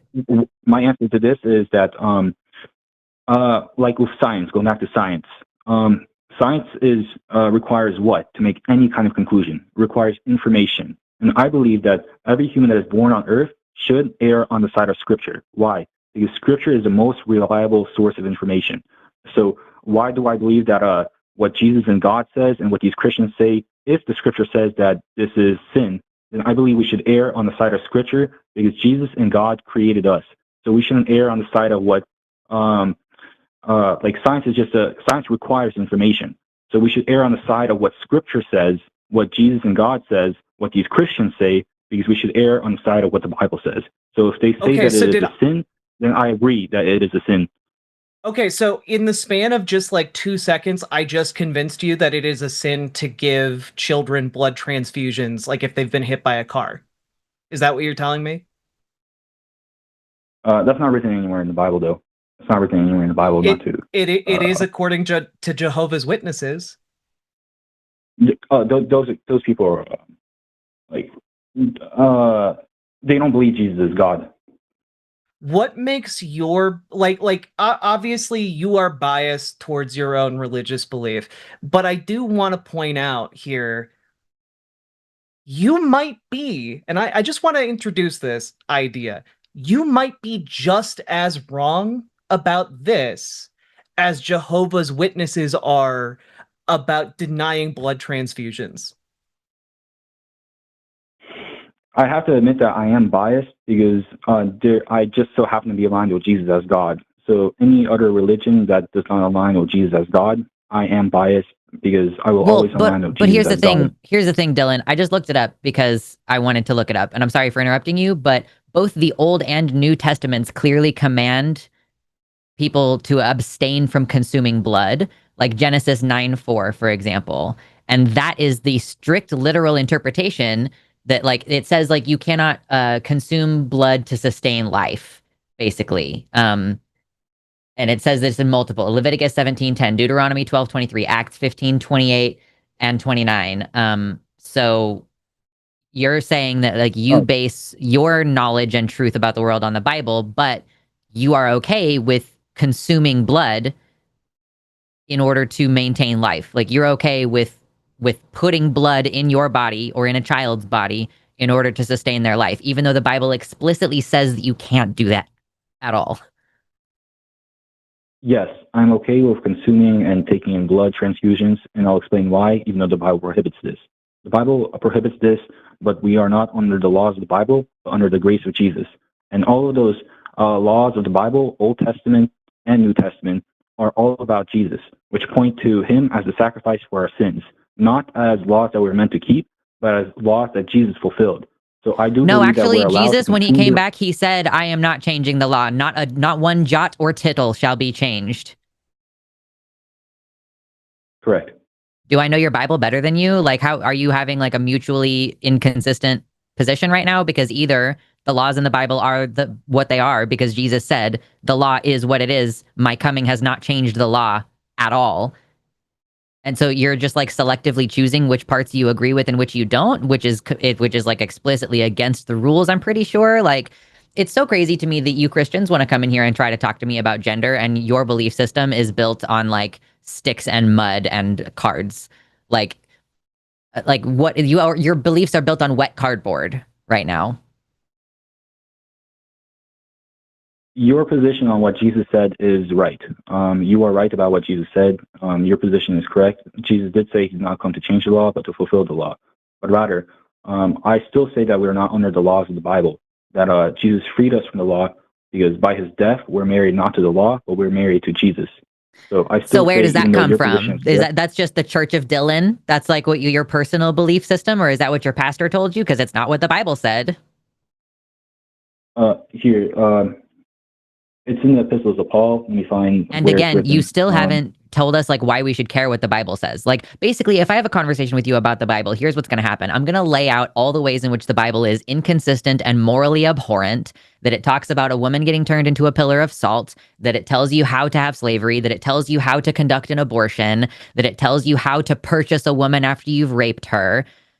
And that will still like we're having a whole problem again about like, why should I believe in it? Why should I believe anything? And it is true, not just because it has a lot of words in it, like you seem to suggest it. Oh, it has so much information in it. Okay, so much deeply inconsistent information, like translated multiple times over from thousands of years ago from a society whose construction like is different than my own society and whose sensibilities are different from my own.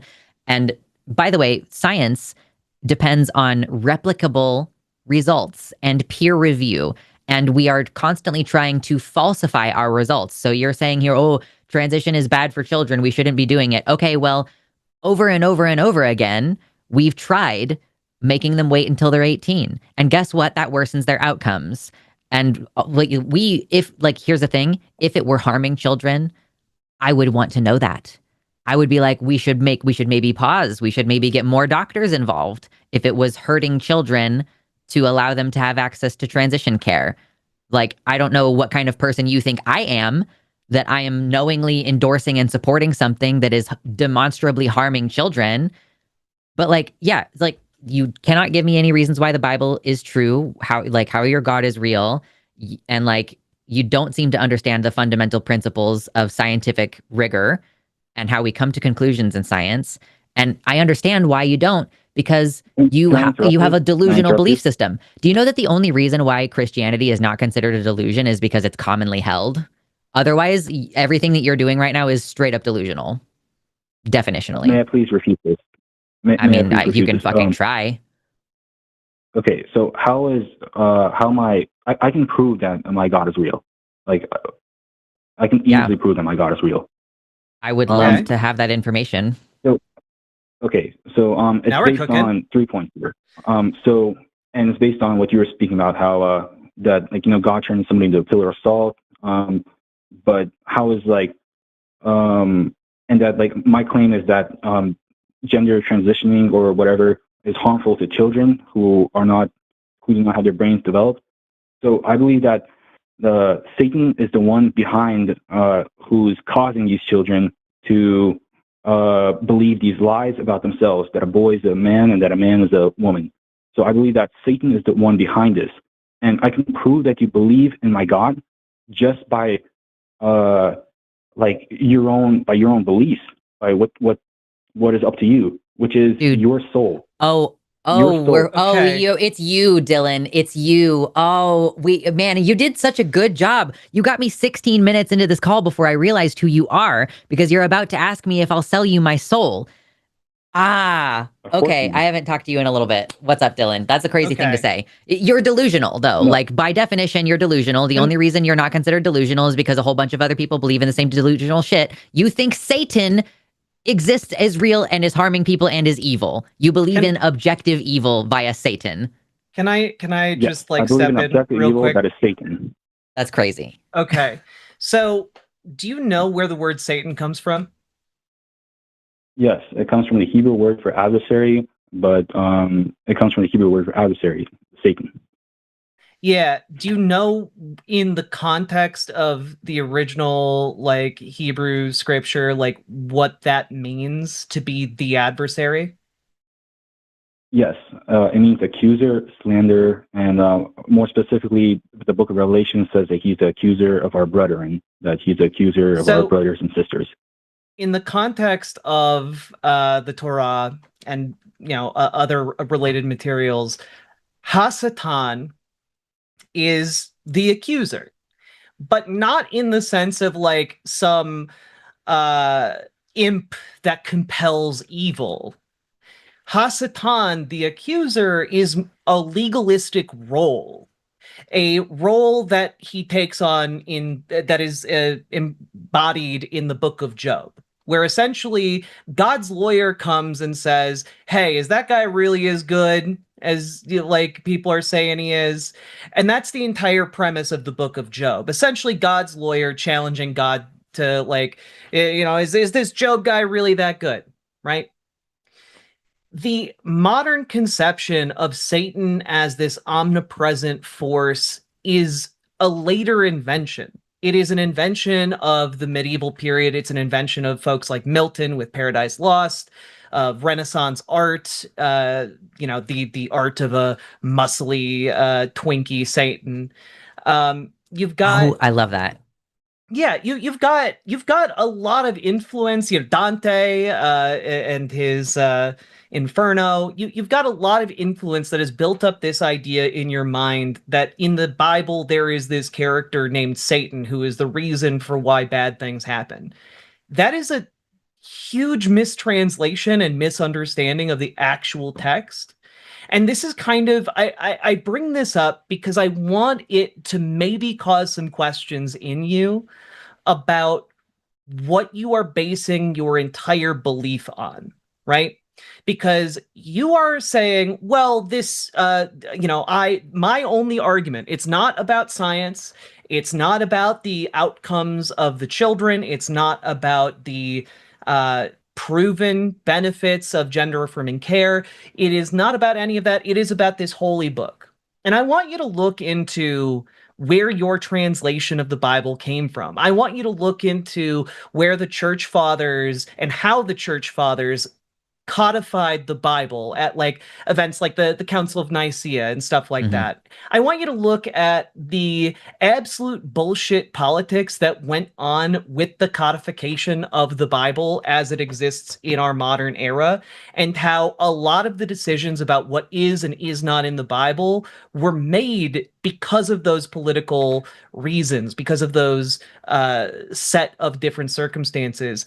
And I also want you to reckon with the idea that a lot of different people over thousands of years have come to vastly different understandings of what this text means. Because you just said to us, well, the Bible, that's the old law. We have Jesus now. We don't need the old laws. But you're basing your belief on Jesus in the Bible and the laws that it puts out there. You're assuming things about me that are not true. Okay, how do you know who Jesus is? I base my belief on that your creator is Jesus. The Bible, where do you get your understanding of Jesus Christ? My understanding of Jesus Christ, you're making assumptions about me. How do you know about him? That's not an assumption. It's a question. How do you know about Jesus? Where does your information come from? How do I know about Jesus? Your creator is Jesus. Oh my God, Dylan. So you don't, all of the things that you know about Jesus, you got from just your imagination? No. Who created you? Your creator is Jesus. How do you know who your creator is? My creator? How do I know who my creator is? Yeah, where did you get this knowledge? The word of God. From where? From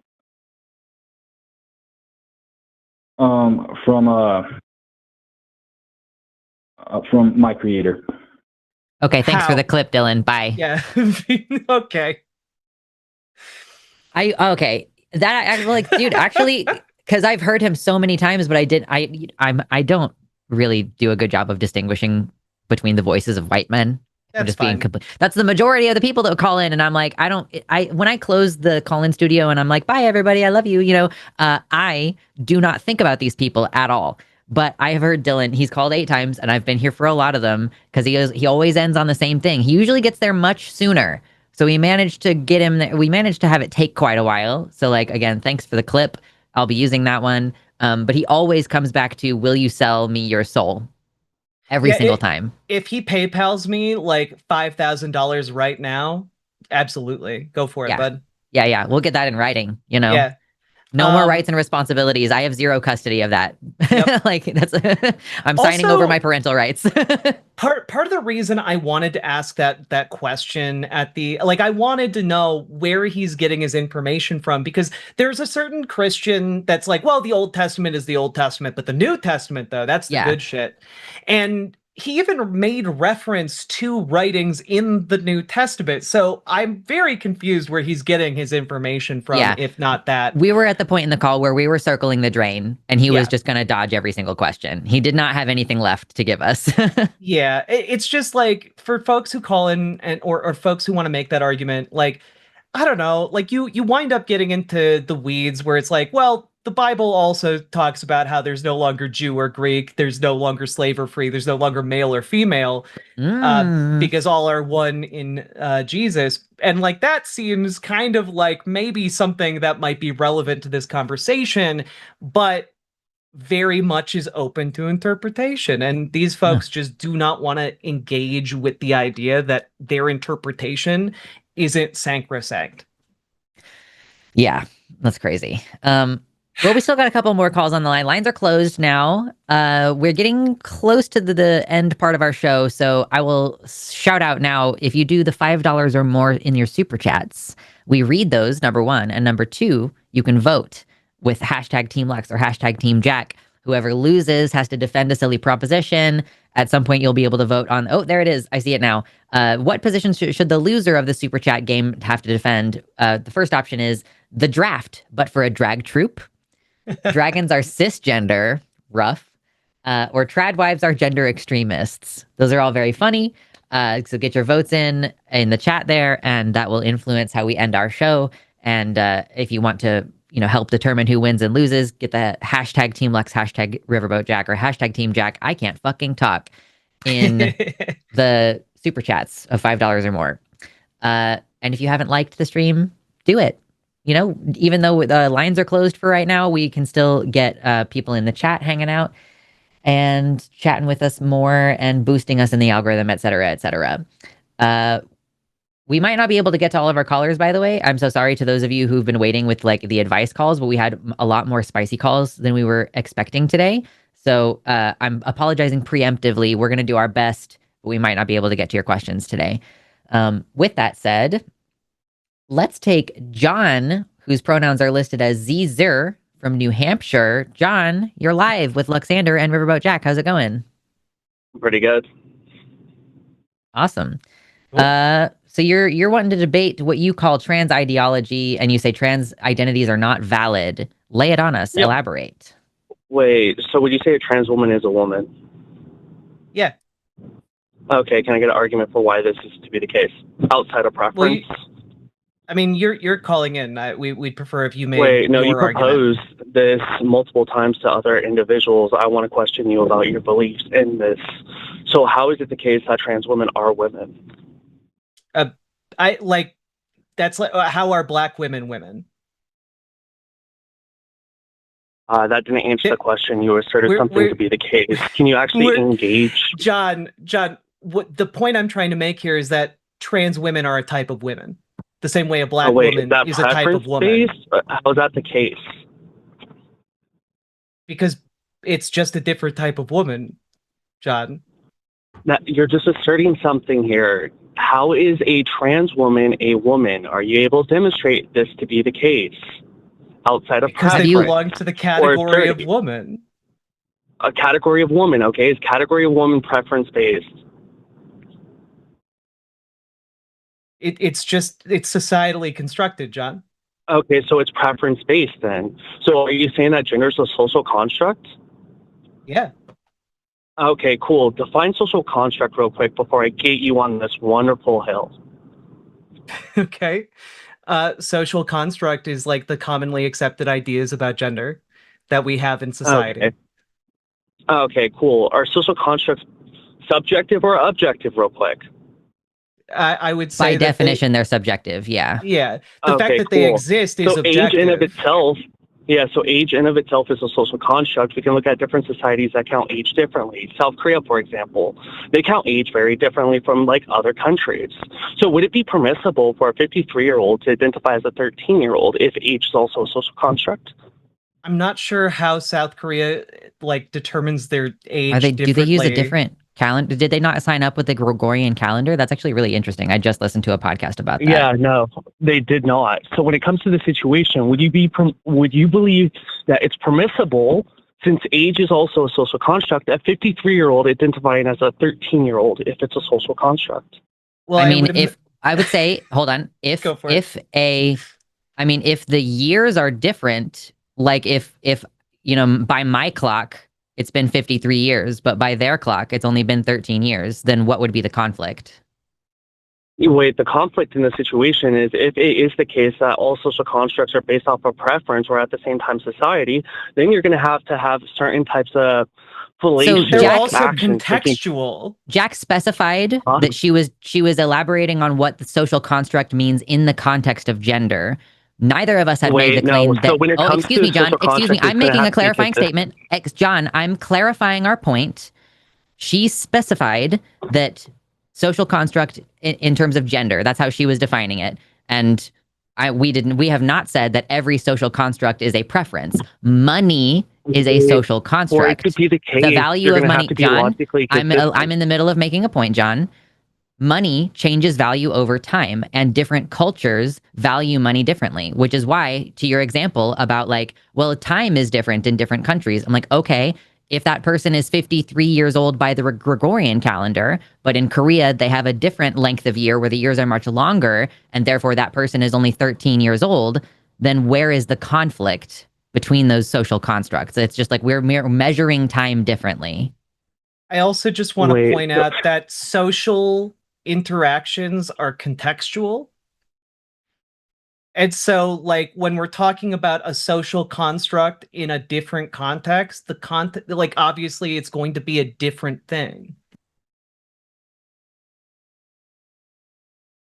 Okay, let me respond. No, so that's why I was very precise when it came to the social construct in of itself, because if it is the case that this individual in question determines what is to be based off a society standard, then it would be morally permissible for all social constructs in of itself, unless if you want to give some type of factor of how this is going to be outside of us. When it comes to age in of itself, right, how we determine age based off of the Roman calendar, this is going to be our preference. So it's going to either be the case that a 53-year-old is going to be able to identify as a 13-year-old because it's a social construct, or it's not a social construct, kind of like gender, and we're going to have to root it into something outside of us. But the context is different, John. There are different types of social constructs. Again, money is a social construct. Constructs are constructs. But it defines our lives. Like if you things are constructed differently from one another. It's like different kinds of buildings. They're built out of different materials. Social constructs also can be different in different contexts. You could money. Let's just run with money for a second. You can't like take a rhinestone from like the Pacific Islands and bring it to the United States and use it to pay at like a gas station. Like that, it doesn't operate in the same way because you've taken it out of the original context. Does that make sense? You very much can't you can very much take rhinestone from one area and bring it to the United States, and the individual in question can accept it as a form of payment. You are trying to argue to me that if you walk in... No. Shut the fuck up, John. Shut the fuck up. Let me finish my statement. John, you're interrupting me. You're being very irritating. If you are trying to seriously argue right now that you could take a 1-ton rhinestone from the Pacific Island chain and bring it to the United States, haul it up to a gas station, leave it right there and be like, here, this will pay for my $200 of gas that I just bought for you because gas is now like $1 billion a gallon. You're trying to argue to me that's how you think money works? I'm going to unmute you now. I want you to give a clear answer to my question. Yeah, so it's logically possible. Do you understand what a logically possible means? No, people are not going to accept money in a different currency in the US context. And they're certainly not going to accept a 2-ton stone sitting in their parking lot as a compensation for their product. That is not the case? Yes, because businesses in the United States accept US currency, and not other what currencies. Else can they accept? You can't take currency from another country and use it to pay for goods and services for the most part in the US. Can I get a law that says that? Do you not know how currency works, John? Wait, hold up a second. You proposed 2 factors here. First of all, you're making the case that you are not able to do this. John, do you know what legal tender is? Yeah, wait, show me the law where a individual business cannot accept tender from another country. Can I get that law right? I'm talking pulling up to a Holiday gas station, John. Wait, hold up a second. Being a little fucking weasel about it. Legal? Wait, John, your claim regardless, here. Wait, hold up a second. Regardless of whether it is explicitly illegal, which I'm not sure what the situation is about that because I haven't looked it up. In practice, I worked at a gas station. I'm a lowly working class individual. Yeah, that's anecdotal. So when it comes to this... No, John, shut the actual fuck up. Shut the actual fuck up. In any business in the United States, in practice, they do not accept other forms of currency. In practice, businesses are not set up generally to accept other forms of currency. If I want to turn currency into American currency, I can do that, like on PayPal. I have the option on PayPal to do that. So regardless of whether it is the law, in almost universal practice, you cannot use other than U.S. tender to buy shit here. It's not anecdotal. I was leaning on my personal experience to elucidate a point. But have you ever seen people exchange non-US currency? Have you ever worked somewhere where there is the infrastructure? My personal experience I was invoking is invoking the infrastructure. It's in the main not physically possible unless somebody's debit card is doing like an automatic translation thing. But you cannot hand a person, European paper currency, and I can't take that and put it in my cash register and give you US dollars change. In practice, universally, you have to use US currency, and that's a social construct. Why are you struggling so much with this right now? Okay, don't mute me. So first of all, I will mute you whenever I want to, John. Just to be clear, okay, cool. That's going to happen. Yeah, so the absolute claim that the other individual made is that this is not the case at all. Second of all, stop using your anecdotal when it comes to you working in a gas station. It's a situation that took place to you, which this is anecdotal in of itself. Second of all, do you know anything about a system where you can use non-US currency? Do you know what anecdotal is? Yeah, do you know what anecdotal is? Is there any practice that anyone has recorded in any capacity, whether anecdotal or in a study? In a small mom and pop, yeah, I got you. It could be very logically possible in a small and pop store or something that they accepted some other form of currency and covered the bill so they can. So there is a money. Cultural difference, maybe in some places, that goes agained the dominant cultural norm. Possible? Yeah, socially constructed cultural norm. Is that what have I at any point made the argument that it's not logically possible? We are trying to define because you're struggling. Because John, you're struggling to understand the concept of a social construct. So we are looking at different examples of social constructs. And here's the thing, John, we agree to use US currency.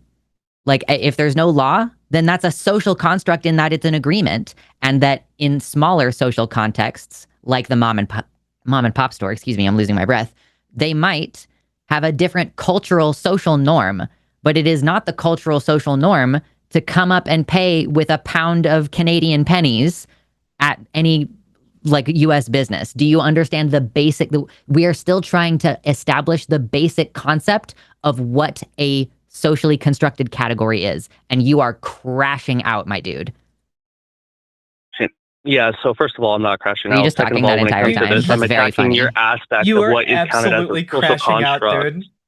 You are absolutely crashing out, dude. The idea that you are putting forward that any actual person, the The thing you're putting forward that any actual person realizes is absolute bullshit is the idea that you could take an obscure currency from the Pacific Islands and then try and use it at a gas station in, like, whatever state you're in the United States. We're talking 4-ton stone discs. And you're like, well, do you have evidence that gas stations wouldn't take that? And it's like, the evidence is literally the social construct that we are talking about. The commonly accepted form of currencies and monetary exchange that we have in this country. And I gotta be honest with you, it makes you look really stupid to try and make this very, very pedantic point in front of this audience. So the issue is, we all know that's not how monetary exchanges work in this country. We all know that, but you are making an ass of yourself by trying to argue this. So I'm going to unmute you now, and you can respond, but like, try and respond in a way that like an actual human would respond, I for your own sake, stop making an ass of yourself. Yeah, I'm not making an ass of myself. This is something called bartering. You're able to do You're this. painfully unaware of yourself. So when it comes to this taking place, you still have to demonstrate that this isn't logically possible. And then you still have to prove that trans women are women. We're not making the point. We're not making the point that it's logically impossible, John. We are saying that the use of money, the use of money is a social construct, and we have social agreements around its use. That is the entire point that we're trying to make right now. Again, we are still just trying to define what a social construct is on a very basic level. No, not really. I've been attacking your point of what is a social construct, and it's because I have contentions with it. Yeah, that's why we are talking about money. We're trying to say, okay, here's a different type of social construct. Social constructs can be different. It's, again, like a building that is made out of different materials. Different social constructs have different rules and different foundations and different, like, edge cases, Like murder is a social construct. And it's like, ooh, if it's intentional, and there's different levels of how intentional it is. Argument for this. Yeah, so the argument for money is, could it not be the case that tomorrow we wake up and the $1 bill is actually worth $100? Is that not the case? We could also wake up tomorrow why it's a social construct. Shit could be made out of pure gold. Okay, cool. There's a lot of things that could happen. So social constructs are preference-based. So would it not be the case that a 53-year-old is able to identify as a 13-year-old now? That has nothing to do with anything. You just made several leaps away from the topic. It's a social construct. But how is money preference-based? How is that preference-based? Yeah, the thing I'm trying to make clear to you, John, the thing I'm trying to make clear to you, John, is that when we're talking about social constructs, the context matters. The context of the social construct itself and the context of, like, the society in which it exists. So you keep going back and demonstrating to us that you don't understand what a social construct is, both when we're talking about currency, but also with this example where you're talking about someone who is attributing their age to the South Korean calendar instead of the Gregorian calendar. And, like, what we're trying to tell you is that the context matters because social interactions are contextual. Like, I don't know how to make this more clear and more basic. Like, this is how I would explain it to, like, a 10-year-old.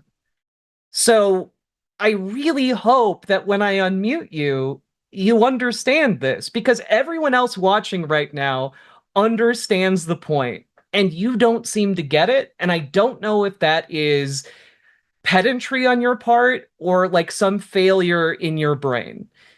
I'm gonna unmute you now. I'm hoping for the best.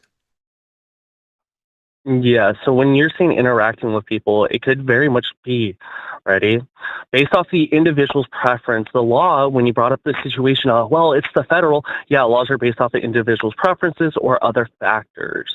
So when it comes to this situation, you still have to bite the bullet and say, yes, if a 53-year-old wants to identify as a 13-year-old and society determines that this could very much be logically possible, it would be the case. John, Do you I don't understand think this, or do you want me to dumb this down for you? I understand John, the point you're making. You can I just just don't ask- understand what we're saying. I just want to ask, John, what makes you feel like it's okay to like be actively rude to us right now? Like to be actively rude not and being rude. condescending. You literally not being are. rude. You just asked if you needed to dumb things down. Do you understand how condescending that is? And if you don't, then you really need to like do high school over again and maybe get your ass kicked a couple times for talking out the So when side it of your comes mouth. to this, Like, you guys were already being facetious when it came to the situation, saying, "Oh, I don't understand how this isn't going through your brain." I'm just retracting, or at the same time engaging with how you guys are acting. So if we're you being aren't very precise engaging with here, our points, though, John, which is the more frustrating part. Because we've explained the situation about age to you like 3 times now. We explained the monetary situation. We've explained context as a concept to you, and you don't seem to get it or understand because you keep saying, but what if the context was different? Then, like, the context would be different, and we'd be talking about a different how do we system. determine age? In the U.S. context by years. the Gregorian calendar. Yeah. But again, if so another it's our country preference. had a If you different go around the calendar, sun one time, it makes you one. according to our calendar, yes. By the way that we measure Yeah, time, so that based off is our preference our that we measurement of determined to time. be the case. Yeah, so based off our preference that we determined to be the case, ready? If you go around the sun, it makes you one. So when it comes to this, in of itself, it's going to be a social construct. Do you understand this? Yeah. Right, because it's going to be actually a nightmare when we establish Mars colonies to like translate the calendar and how to talk to each other and how to coordinate things. It's actually going to be quite difficult. So yes, it is dependent on context. No, it's not on context. It's the preference in question here. Because if it is the case that two individuals... I don't prefer, right? John, I don't prefer that it takes longer to circumnavigate the sun on Mars. Like, it's the context of how Mars moves around the sun that means that time is different there and that it's going to be tricky to negotiate when we have Mars colonies. That's a contextual difference. The contextual difference between the US and South Korea is that South Korea uses a different calendar. Like, there's a contextual difference there. Right? So you're asking, what if somebody who attributes their age to a different calendar came into our context? And the reality is we would just be like, well, we'd translate that into whatever it would be in our age, under our legal system. But it wouldn't change that they are 13 in their own context. Like, that they are still going to think of themselves as 13 because that's how their calendar works. But their 13 wouldn't be the same as our 13 because it's contextually very different. Yeah. We would just translate it. It's contextually very different. It's going to be one society versus another society, what they determine to be the case. Those are two different Second contexts. of all, when it comes to time, let me finish my statement. You guys have been monologuing so much. Dude, you're just not like engaging with anything we're saying, which is why we're trying to interrupt and circle back. I can't get over this. You're like, no, it's not different contexts. It's 2 different countries. Those are 2 different contexts. That is what we are talking about. The context is the 2 different things that we exist within. Where different societies construct things like time differently. Like a construct that's socially built, maybe. Yeah, socially built based off the individuals in question. When it comes to time, it's also indexed to a human state of mind being present, because we can't make the negative claim here that time exists without a human being there. Third, when it comes to time exists objectively without human being observation, actually. It's a physical thing. It's going to be 2 different preferences against each other. When you assert that, well, you go around the sun one time... Why are you using the word preference like in a denigrating way? Like, what do you even mean by preference? And why are you using that as a man? Why are you using that to disc? I'm not done. I'm asking a question. I'm not done asking my fucking question, John. Are you gonna? You gonna let me? Okay, cool, great. So I've lost the thread of my question now because that's what interrupting does. Yeah, it prevents a conversation. That I subscribe to when it comes to preference. Yeah. Okay. So why is that something that you seem to be using to discredit the concept of a social construction. So the two part of the question, number one, what do you mean by preference, and why does it sound like you're using that to discredit the notion? Okay, cool. Preference in of itself is going to be someone's principles or morals. Second, when it comes to the concepts of social construct, it's just the multiple people's preferences in of itself subscribing to something that could be very much false. That's why when it comes to social construct in of itself, if you're determining something to be the case, kind of like, let's just say age, which I brought this to, and you guys are understanding this, it's going to be one preference versus another preference. If you determine if you go around the sun one time, that makes you one. Another society that determines if you go around the sun 53 times, right? You're only 13-year-olds. You're only 13, and you only have the rights of a 13-year-old. Okay, I'm going to try and make this as simple as I possibly can. Okay, so you said something silly about time not existing if humans aren't around. That's silly, but it gave me an idea, right? And hopefully maybe this can help you make some sense of this. In the United States, a lot of people measure space by using inches. In other parts of the world, they measure space by using meters or centimeters. Those measurements of space or space-time are socially constructed. That doesn't mean that space is not real. It doesn't mean that like the fundamentals of the thing that is being measured isn't real, but the measurement system that we apply is socially constructed and used in different contexts and is understood very differently in different contexts. Does that make sense to you? Yeah, so it's two different preferences in question here. You still haven't demonstrated time would exist without a human mind interacting with this. Well, time is a physical to be the case. Time. Hold on. Time is part of space-time. It is a physical property of our universe, and we can measure it. And again, just like the meter versus the inch, we can say one revolution around our sun counts as 1 year, and that is an amount of time that we are, it's objective that we went around the sun. But to call that 1 year and to have that be socially significant is a social choice. And like, I don't fundamentally disagree with this idea that like by what you're saying by preference is that like a bunch of people have made consensus and have decided that this is the best way to do things. Like we all adopted the Gregorian calendar and we have like the weird leap days and leap seconds and all this shit. And like, so there's a leap day every so often, but not on certain years that it normally would be, in order to keep our calendar, our social construct, synced up to the like tangible physical reality of how long it takes the Earth to go around the sun, right? So I don't disagree with you that social constructs are, by their definition, social agreements that we have engaged in. Like, yes, that is, we've managed to come to some level of agreement here. And I do want to point out that earlier you said that preferences are things that we agree on that could be wrong.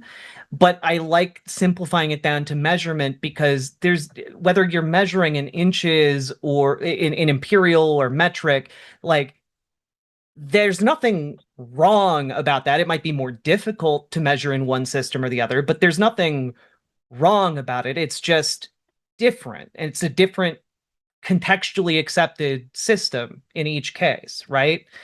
And like also space would still exist even if we didn't have a measurement system for it, even if we were to disappear off the face of the earth. Space and time would continue to exist.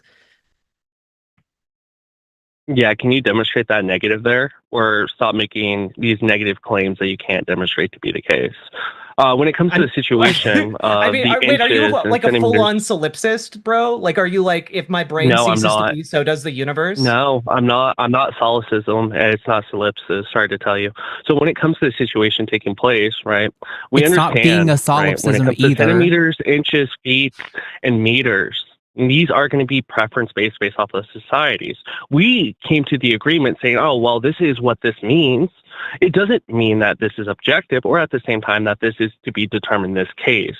When it comes to the factors that we are proposing, when it comes to social constructs in of itself, if it is very much preference-based, then you would have to be logically consistent to the laws that Aristotle has set, the law of contradiction, that if it is a social construct in of itself, then at that point it's going to be morally permissible. You would not be able to say that this is immoral, that a 53-year-old identifies as a 13-year-old. Do you understand that, or do you want me to keep Why this would I a care little bit more about that? simple? Why would I care about that person doing that? Do you Why know, would it be what the laws immoral? of logic are? Why? I don't give a shit about the laws of logic, is the thing. No, but also, would it not just be the same thing as translating like a metric measurement into imperial measurement? Like the problem that you're proposing as if it's a great moral conundrum, it just isn't. I gotta say, you would just meters translate. Meters are definitely more moral. The imperial system is immoral. I'm gonna take that stand. Okay. I don't know. The foot fetishist community is going to be very disappointed. And guess what that means? That's your preference question. So can you demonstrate how age is objectively the case? It's not. That's the whole point of a social construct. Is that it's okay, cool. So it's morally permissible for a 53-year-old to identify as a 13-year-old. Time is objective. But like the existence of time and space is objective, whether we are observing it or not. But the issue is that measurement is based upon like our social construction, right? Like whether you are using imperial or metric. Yeah. So what you would do is if you have two different ways of measuring time, you just translate that into the locally accepted measurement of time. It's not a moral conundrum. It's just a change in the measurement system. So but then at that point, if you have to translate it into the local one, if they don't subscribe to the same aspect as the individual in question, what happens to that individual? Should we care about that individual's preference, their morals, or what they believe to be the case? They can still think of themselves as 13. They can celebrate their 14th birthday in 5 years. I don't care. British people can still measure their height in meters. Like even if they, when they come to the United States, have to translate it for all of us imperial users. Like it's not difficult. You've made it into like this mountain. It's a fucking less than a molehill. Should we accept that individual's ideology? Should you accept that the British use meters? Yeah, sir. I accept that they measure time different in Korea. Aspect. Don't bring this to the meters. No, Stop but trying to I'm trying to make it simple for you. Else. Their age in another system is fine. Yeah, why would I argue with them? I would be like, it's like in dog years. You know, it's like, oh, you're 80 in dog years, but you're like 8 in actual years. I would just be like, oh, okay, that's cool that you're like in your culture, you're 13 years old and you become an adult at age 2 or 3 or whatever.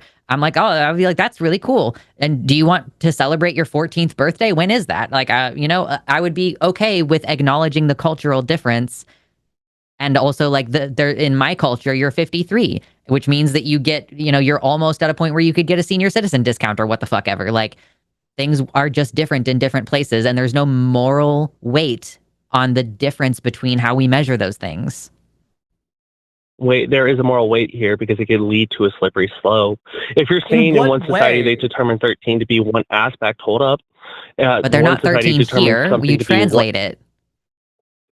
Wait, but if you're saying that we translate it, one has to be the case and one doesn't. One's going to be a lie versus the one that's going to be just different contextual. Context.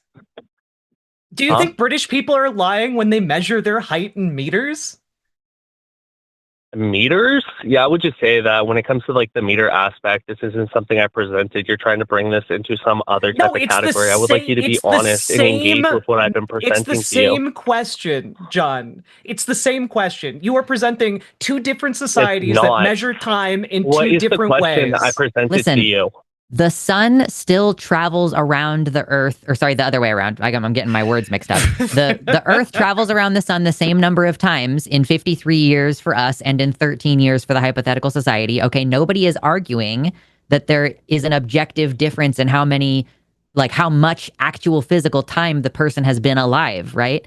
It's about how they measure it. And it would not be lying for them to say, I'm 13 in my culture's time. And it's not lying for us to say, well, in our culture, you're 53.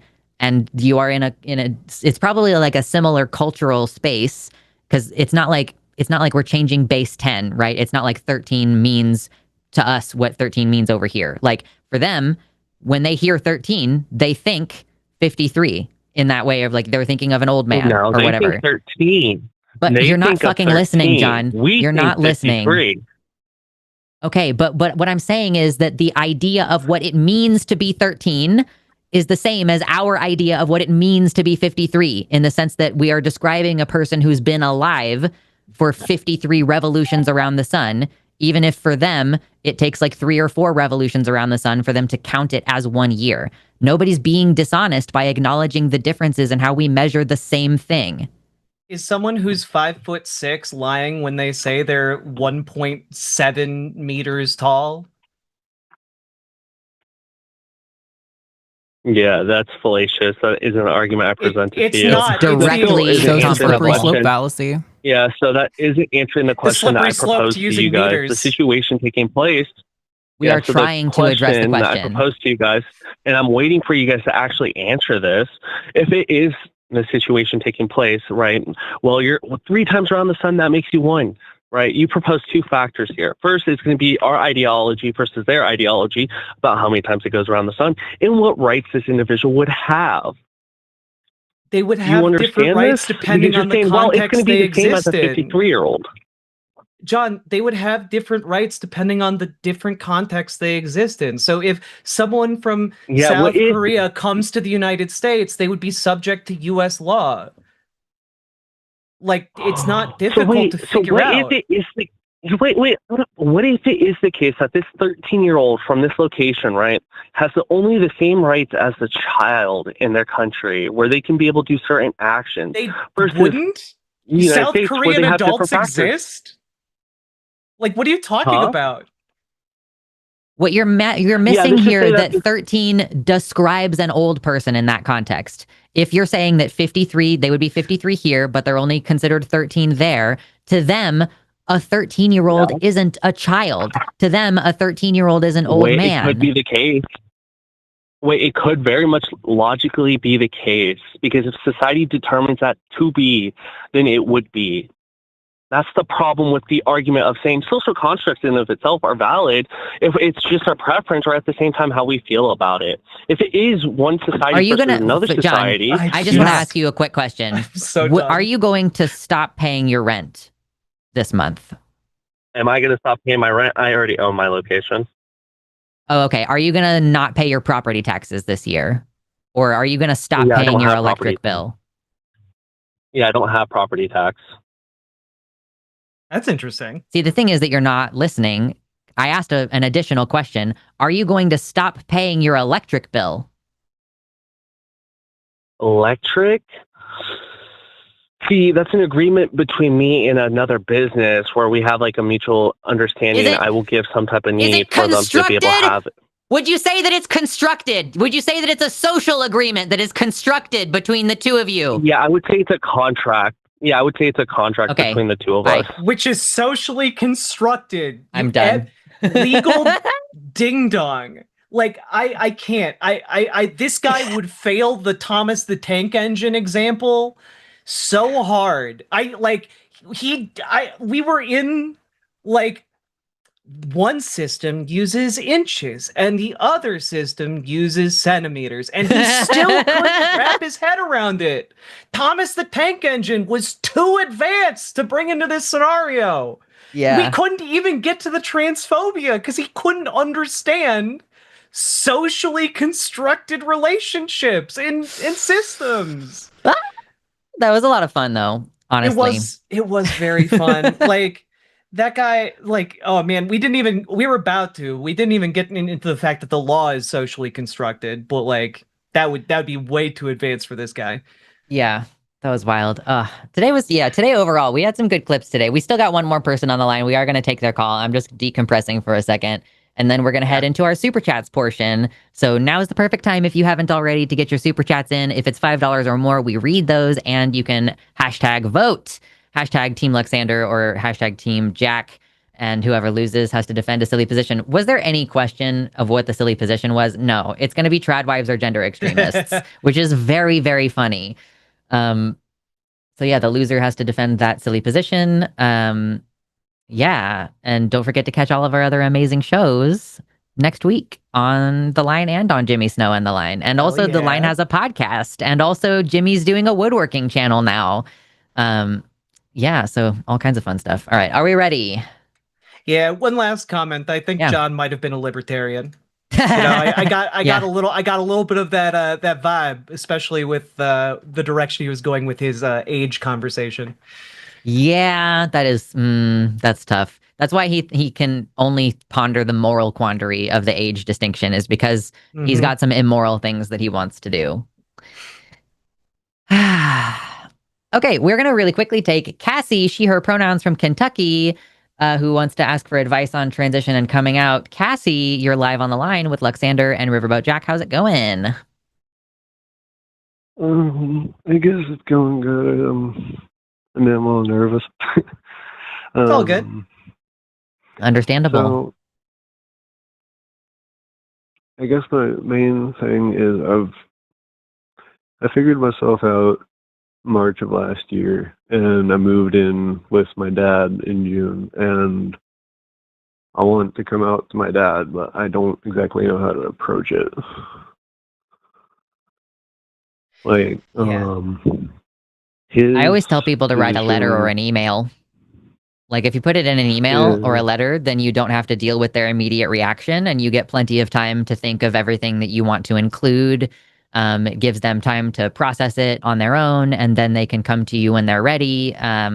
It prevents the problem of like them having a knee-jerk reaction. As far as what you say, obviously that's highly dependent on your situation. And even whether it's a good idea to come out is dependent on the situation. Like, are you reliant on this person for any kind of financial support? Obviously that would influence like whether you are safe in coming out. Like, I'm not sure how to approach it, because his position on trans people is as long as you don't make it a problem for him. And I don't understand how that would work exactly, but if you don't make it a problem for him, then he has no issues with it. Yeah, that does sound like frustratingly nebulous in a way. Yeah. Like, when you're... What does that mean? Yeah. Like, he's like, you do you as long as you're not hurting anyone. Okay, I mean, I feel like you can work with that, you know. I thought that, if you don't make it a problem for him meant like, as long as you don't expect me to do anything, like as long as you don't expect me to use the correct words or whatever, which could be the case, that he's going to be resistant about that. But yeah, I mean, just explain like, hey, this isn't a feeling that I have. I think I would be happier if I did this, that, and the other. I still love you very much, and I want to be part of your life. Because that's the thing, is you got to keep the relationship at the center of this whole conversation. That you're like, I'm not trying to spite you. I'm not trying to cause problems at the family reunion or anything. I'm just trying to be honest with you and preserve the relationship. And, if I didn't care about loving you or how I felt about you, then I would just do this and never tell you. But I care about having you in my life, so I'm trying to loop you in. Some people even get their parents involved with like helping choose their name or choosing their middle name, maybe, so that their parents are still like giving them the gift of the name. So that, there's like ways that you can involve your dad that are like, I'm trying to be constructive about keeping you in my life. Yeah. It is very difficult to come out, especially to parents and family. And I did it in person after agonizing about it for years. I would recommend Lux's method. Like, write down your feelings. And I would actually say, write down all of your feelings. Like, write down all of it, and then write a second one that is concise and that you edit. but like have one where you just write down everything you're worried about, everything that you feel, like just to get it all out there, and then you can edit it down into the one you actually send or give. And then like maybe you can schedule time to be at like a friend's house for a few days or something. Give them time and space to work with. And that can help a lot. Yeah, I might try that approach. I haven't thought of that one. I've been a hot mess for the last year trying to figure out things and all that. Yeah. I would also like if you can, finding like a supportive therapist to talk to about the coming out process, or to be a support system for you, can be a really invaluable tool to just have someone have your back throughout the coming out process. Can be really, really helpful. And depending on your financial situation, your insurance situation, you might be able to get that you might be able to find someone like that for relatively cheap. Mm-hmm. That might be on the harder side.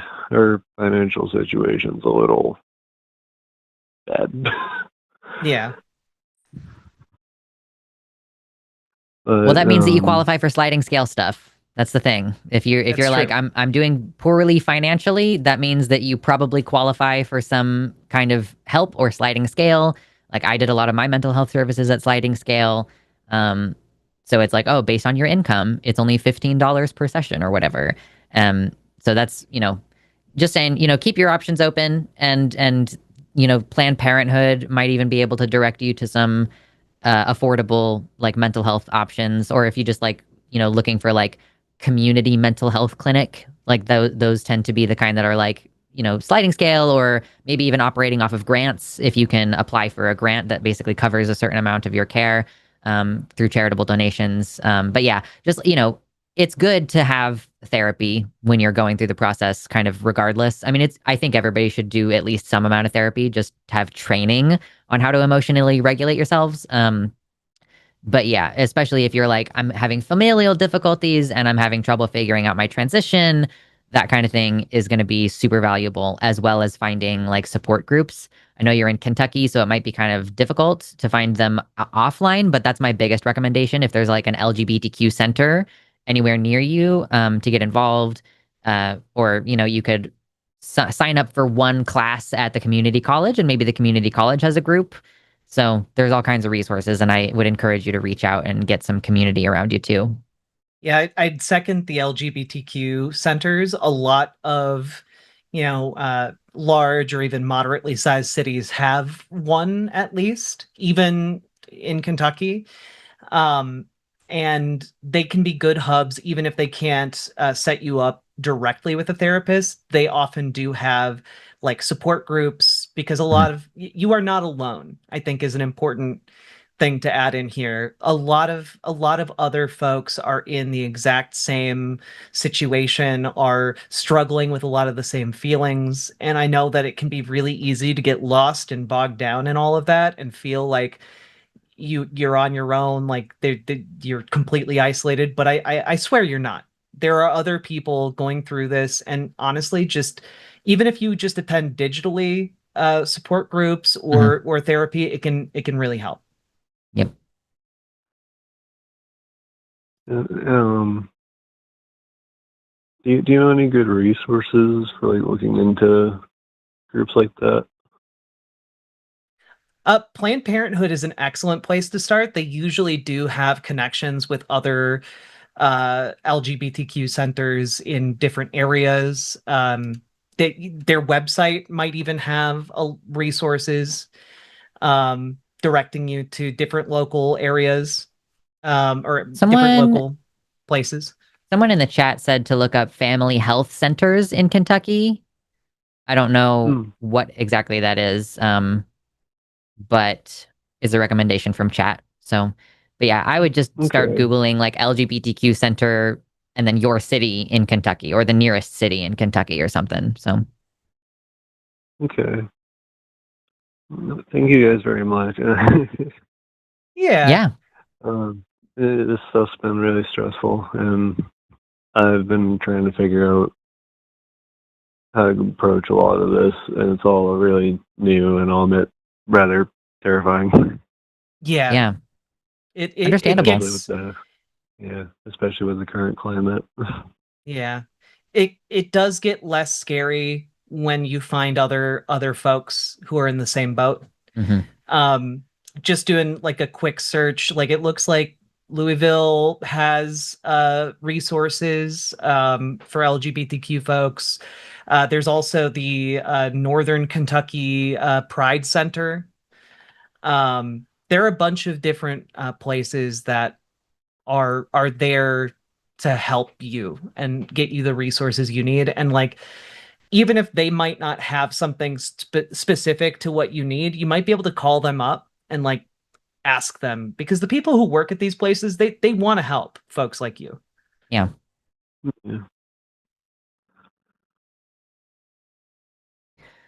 Well, Cassie, we gave you a lot of information to look into today. But we are happy to have you call back again if you have any further questions, or just to give us a little status update and let us know how things are going.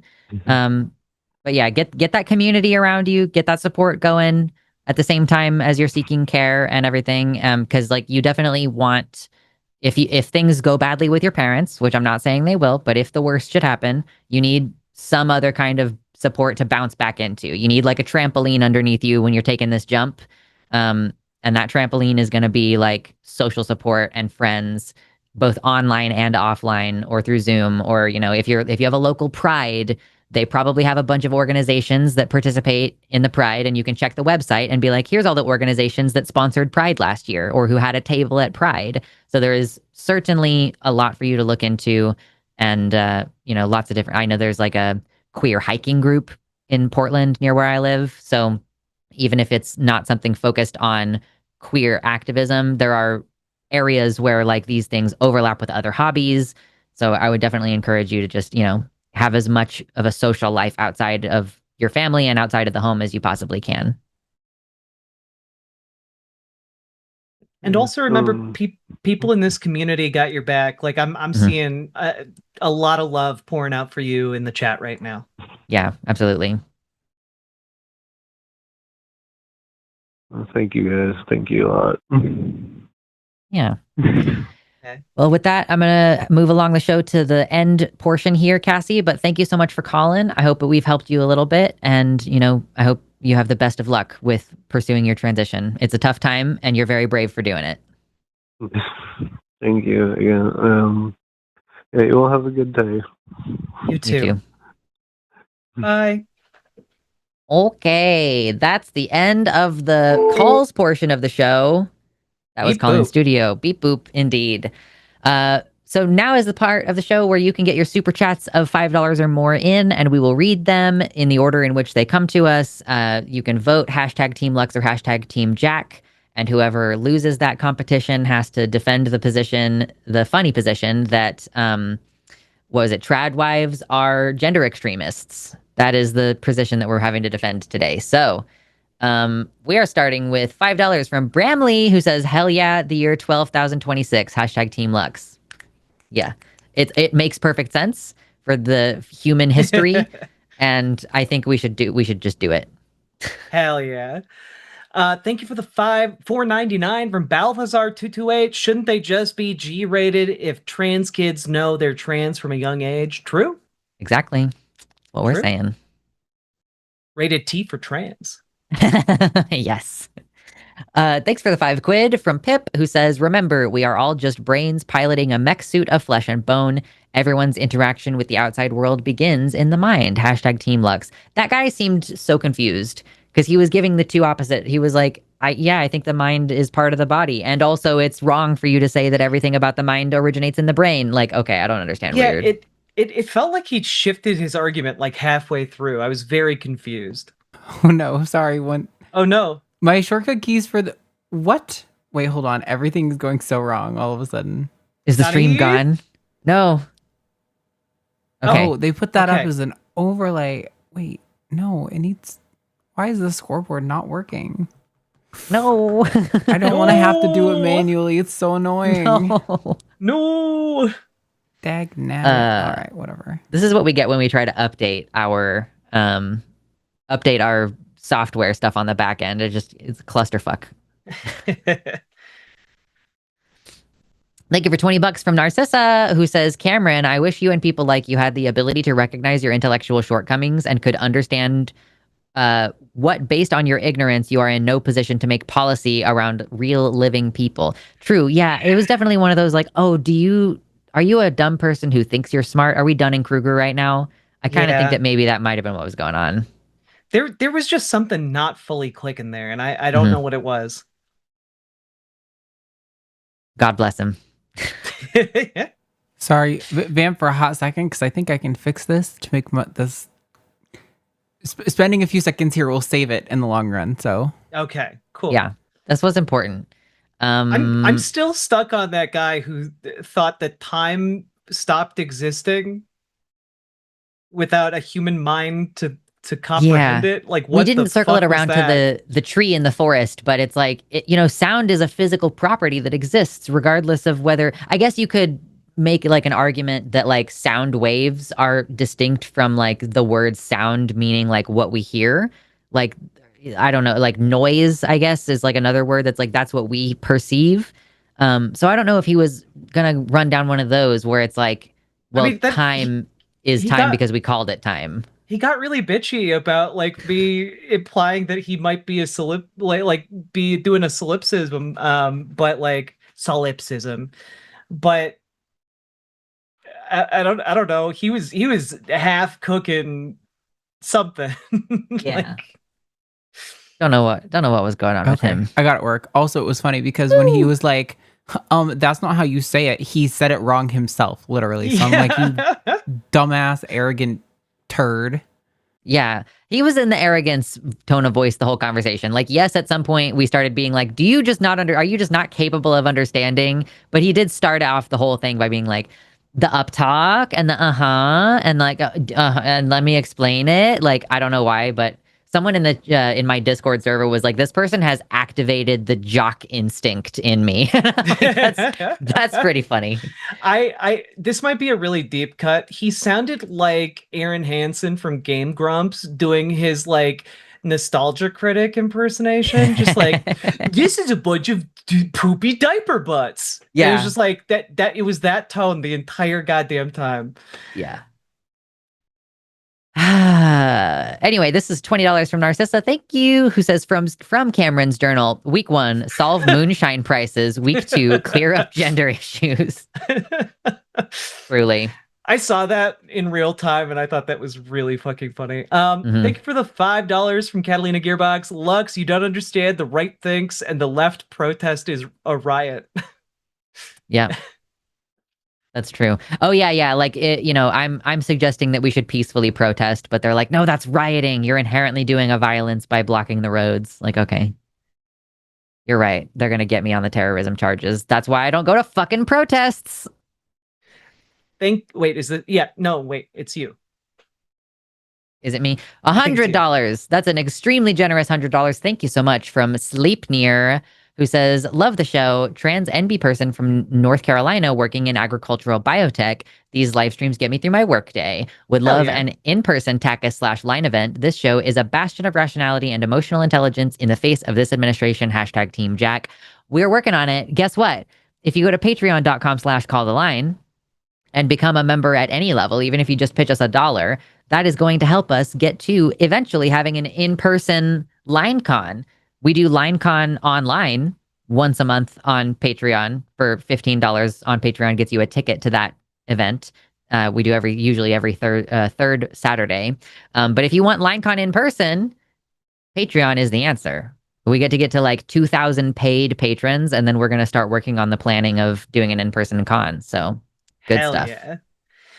Thank you for the $5 from Baby Bunny 1982. Missed y'all last week. Glad to see you back. Always a pleasure listening to TACIS. Thank you for being here. Love hearing Jack defend #Lux.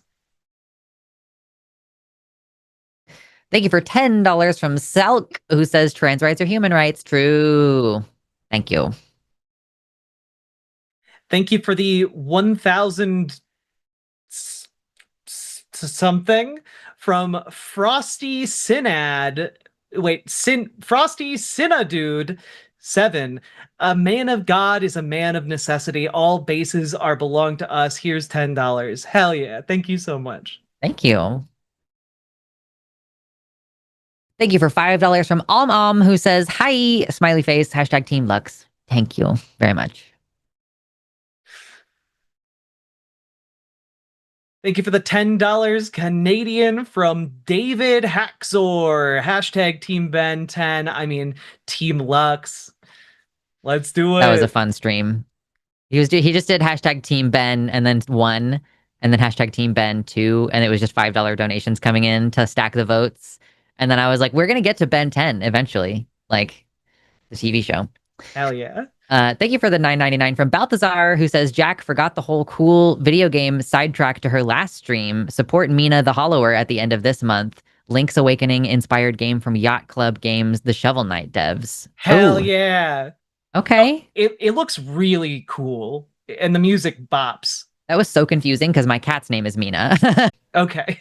I feel like it has to be, right? Sure. Yeah, that guy called in with Caesar pronouns, but I don't feel compelled to, we don't have to be naive, right? We respect pronouns, but we don't have to be fucking idiots if somebody's coming in to be an asshole and a troll and using pronouns like that to try to make a point. I don't gotta respect a ding-dong's bull crap. The screeners will get your ass. Arden's got some strong words today.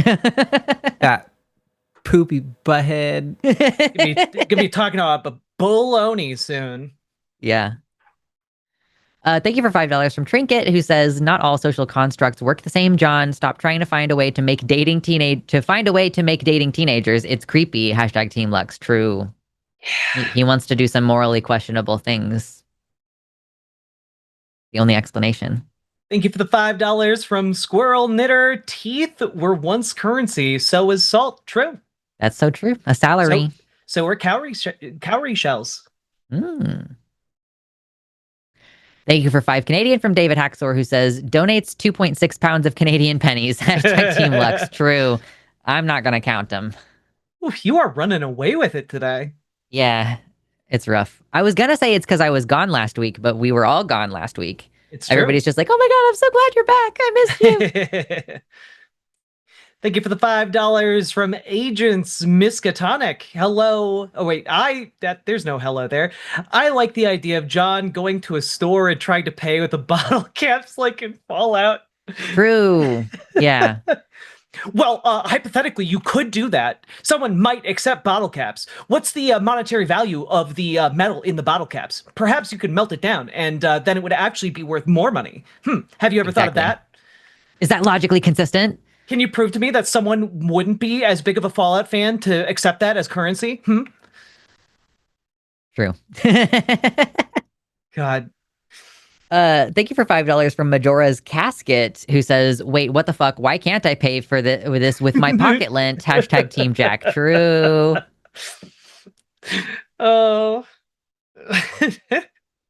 I was listening to a podcast because we were on the road for like 50 something hours, 54 hours, I think, total or something like that. And we watched a podcast about how like you're not supposed to make counterfeit money. And it's especially, you're not supposed to like exchange it for goods and services. But hypothetically, if an artist created a rendering of $100 bill and walked into a place and was like, this is a drawing, but would you allow me to buy $100 worth of stuff and give you this? Like, does it have the $100 value to you? And you could barter that artistically drawn bill, hypothetically. So like, yeah, bartering is also a social construct. I'm not going to scream. I'm not going to scream. Thank you for the $5 Canadian from Where is Waldo? Money is preference-based. Cool. I prefer that my money is worth 1 billion times what John's money is worth. Fucking dipshit. Yeah. And he tried to weasel out of the like, are you going to stop paying your bills because money is a social construct and you don't respect it? Like, dumb fucking asshole. Thank you for $10 from Green 31 OSU. What university is that? Is that Oklahoma? John doesn't understand what a unit conversion is. Philbro smug superiority always belies a fundamental lack of real intelligence. That's amen. True. It was like that guy went to like one like college philosophy course and then never went back again. Yeah. Almost all Philbro arguments come down to what he was doing too, which is it's logically impossible and you can't prove a negative. Therefore, what I'm saying is real and should be accepted as like just a factual thing. Yeah. Very cringe. So it gets you into such a silly, like, I don't understand how they think that makes them look good. I genuinely don't get it. Like, anyone who's ever gone into a store and bought something knows that's absolutely bullshit. But that's whatever. Anecdotal. How dare you bring up your lived experience as though it counts as evidence, because we haven't done any studies, no longitudinal studies on whether stores take non-US currency or something. Anyway, Jesus that's right. Where's the meta-analysis? Yeah. Thank you for the $10 from Beautiful Midnight Rose. In South Korea, they still age by the year. They just all turn a year older on the first day of the calendar year. They don't skip birthdays or choose to stop aging to be younger.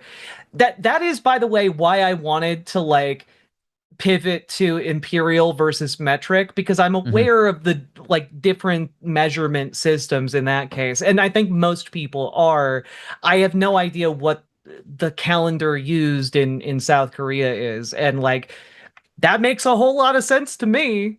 But it's like The Giver, the book The Giver, where they're born at different times, but they all turn the next age on the same day, and in like a big ceremony or whatever. So that's cool. I didn't know that about Korea. That's a fun thing that I learned today. Thank you for the $4.99 from the Sage Sama, who says, is John unaware that on the dollar bill it says legal tender? Yeah, honestly. Thank you for the $10 from Mira Featherbender. When I lived in South Korea, I had to exchange my dollars for won. When I made purchases, I had to mentally think of it converted to dollars to conceive of the relative expense.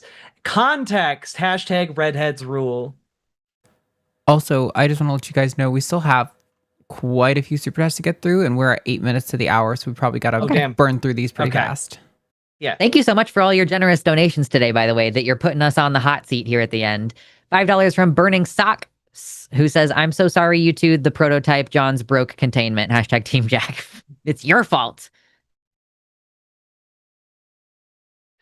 Thank you for the $5 from Taco Cat 225. John is the human personification of actually, with smugness turned up to 11 and factuality turned down to -1. #Team Lex. True. Thank you for $10 from Skeptical Cryptid, who says, I wanted to ask John if time existed for the dinosaurs, but I realized he probably thinks dinosaurs aren't real. I'm getting young Earth creationist vibes. Love you guys. True. Thank you for the $20. Very generous from William Mates, 1991. Please remove John with an extreme fark off if you do wish. Yeah, we weren't doing that thing today where sometimes it's like $20 and we'll kick the caller after 20 minutes. That's Javon's thing. Thank you for $10 from Shiny Happy Demon, who says intelligence maxing hosts viciously reality mog Philbro John, making Zir script useless and embarrassing Zim. True. Yeah, let's use intelligence maxing in our titles. Thank you for the $10 from Beaker Squeakers. Have 5 virtual social constructs and another 5 to make up for no TACIS last week. There's more where that came from. If you never take another John call, lol. #Team Mina the Queena. Otherwise, #Team Loser. I'm not going to be able to get her and have it be in enough time. $5 from One-Eyed Weirdo. I propose we do a little trombone champion because it'd make more sense than John. #Team Riverboat Jack. Blah. Blah. Indeed. Thank you for the $5 from William Mates, 1991. #Team Lux. #NBs Unite.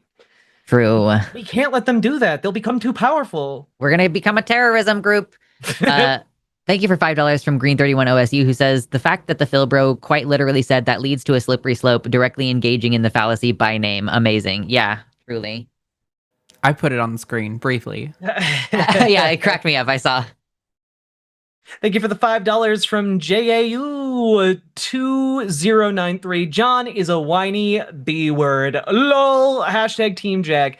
I'll say it. John was a whiny bitch. Yeah, that's true. Are you baby? Baby. Baby. Thank you for $10 from Lord Byron. Appreciate you. Says this physicist felt personally trolled by that libertarian. Hashtag Team Lux. Hashtag love you too, Jack. Yeah. Are you Mina? Thank you for the $5 from Joshua Everett 9887. Work is keeping me super busy for a Thursday. I appreciate everything you do this week. It's Rolls Dice, hashtag Team Lux, hashtag Team Whores, hashtag Team Neververts. Mm-hmm. Thank you for $5 from Domestic. Have you ever seen the movie Doctor Strangelove? I believe it's timely. Hashtag Team Lux. I have not. I need to catch up on a lot of these old movies. It's so good. Yeah. Precious bodily fluids. Thank you for the $10 dono from Rev Repeat. Thanks for TACIS. All of the hosts have done fantastic work on educating listeners like myself. What are some of your favorite books on the trans topic? Ooh, I would have to think about that. I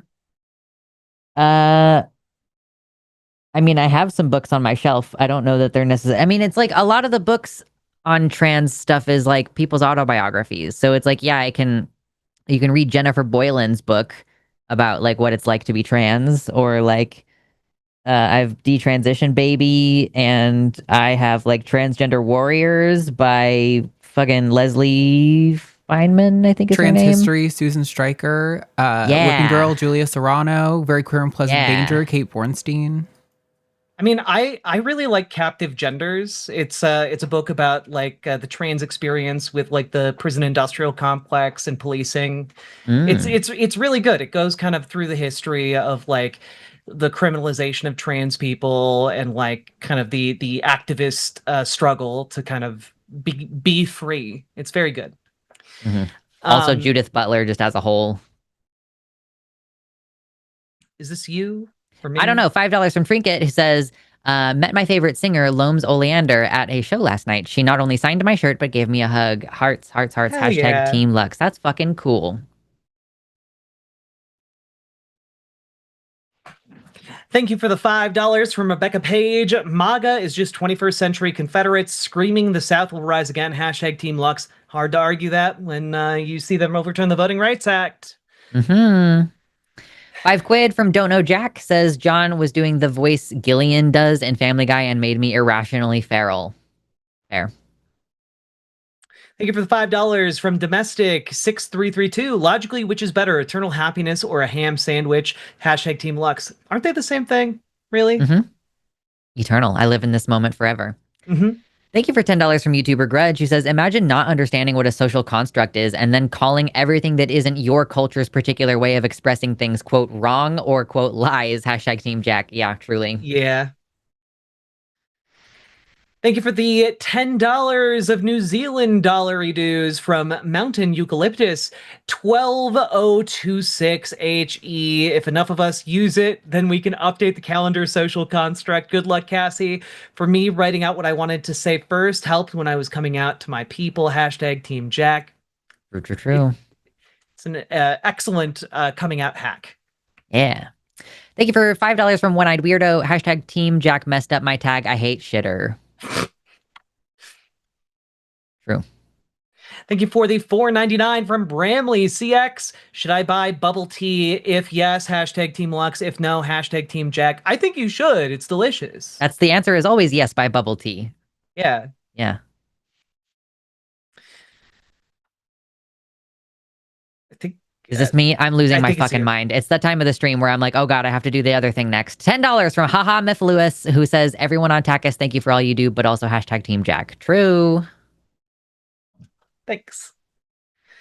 Thank you for the $10 from Narcissa 800. I still don't get all the bases are belong to us, but it's somehow funny. I'm really old. It's a video game thing. It's silly translation. Thank you for $5 from David Haxor with a hashtag Team Jack. Finally in the double digits. Let's go. Thank you for the $5 from Fire in the Forest. Hashtag Team Lux. NB Unite. Nap time now. Heart. You're going to miss the politics show. Stay on. It's me and Jimmy. It was going to be Jovan, but now it's Jimmy. Me and Jimmy next on Calling It Now. $5 from Baby Bunny. I swear it sounded like the first guy said that we get surgery to trick our brain into believing what we want. Maybe I misheard. I have no fucking idea what he was on about. Yeah, he was not holding a consistent position. Mm-hmm. Thank you for the $5 from Green Garbador. It is logically possible that this donation will cause TACIS to last another 3 hours. Therefore, I am right about everything. Hashtag Team Lux. Exactly. Undeniable. Thank you for 50 PLN from Joan, who says, John, forgot his name, would lose it if you mentioned the concept of dog years to him. Did I? Yeah. You did. I did. You literally did. Jesus Christ, dude. Thank you for the $5 Canadian from David Haxor. Just a bunch from David Haxor. Thank you. David Haxor hacking the system. No. I don't know if these count. Maybe they do. Thank you for the $5 from Random Biffication. Hashtag Team Jack because of the steam conveyance comment that had me dying. I'm glad. Thank you for $5 from Sleep Near. Hashtag Team Jack Hearts.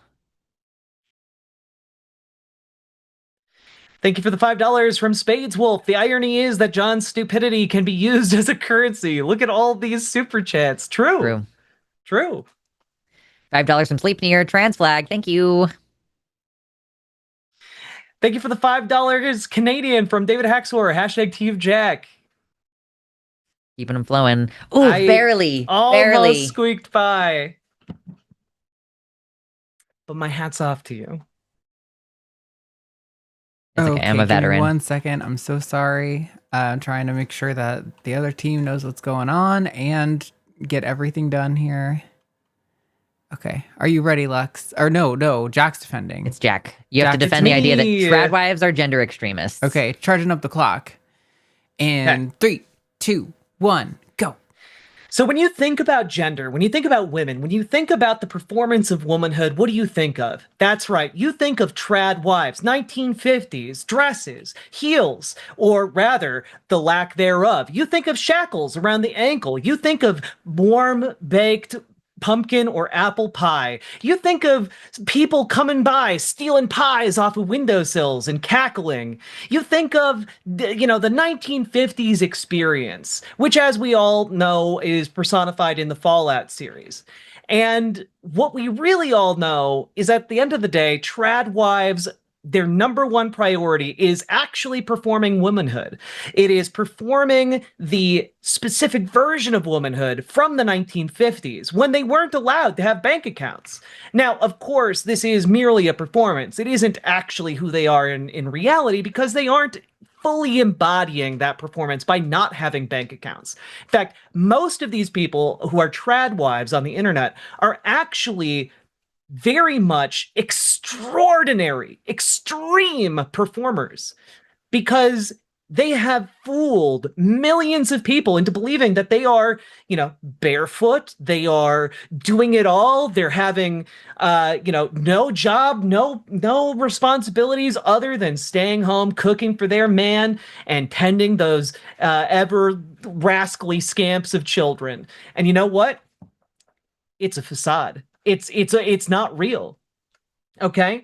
They are actually going above and beyond, creating a hyper version of gender. They are hyper genders. They have actually gone beyond plus ultra. They have become something that never even really existed, even in the time period that they are aiming to copy from. They are, in fact, the ultimate gender extremists. Well argued.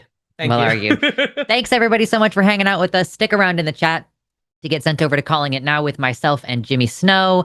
Go to our patreon.com/calltheline in order to support the show to help us get to LineCon eventually someday. And don't forget, coming up on Saturday, May 16, we have our big Recovering from Religion fundraiser that we're doing, and you can already donate on our channel to that. So do it. Thank you. Bye. Love you. Bye. I just realized I haven't set up the automatic switch, so we're gonna hang on for an extra fucking second. Oh yeah, so we need the redirect. Yeah, got to be redirected. to the Jimmy Snow show, where we're going to talk about politics. Okay, hold on. We're almost there. I got one of them. Redirecting.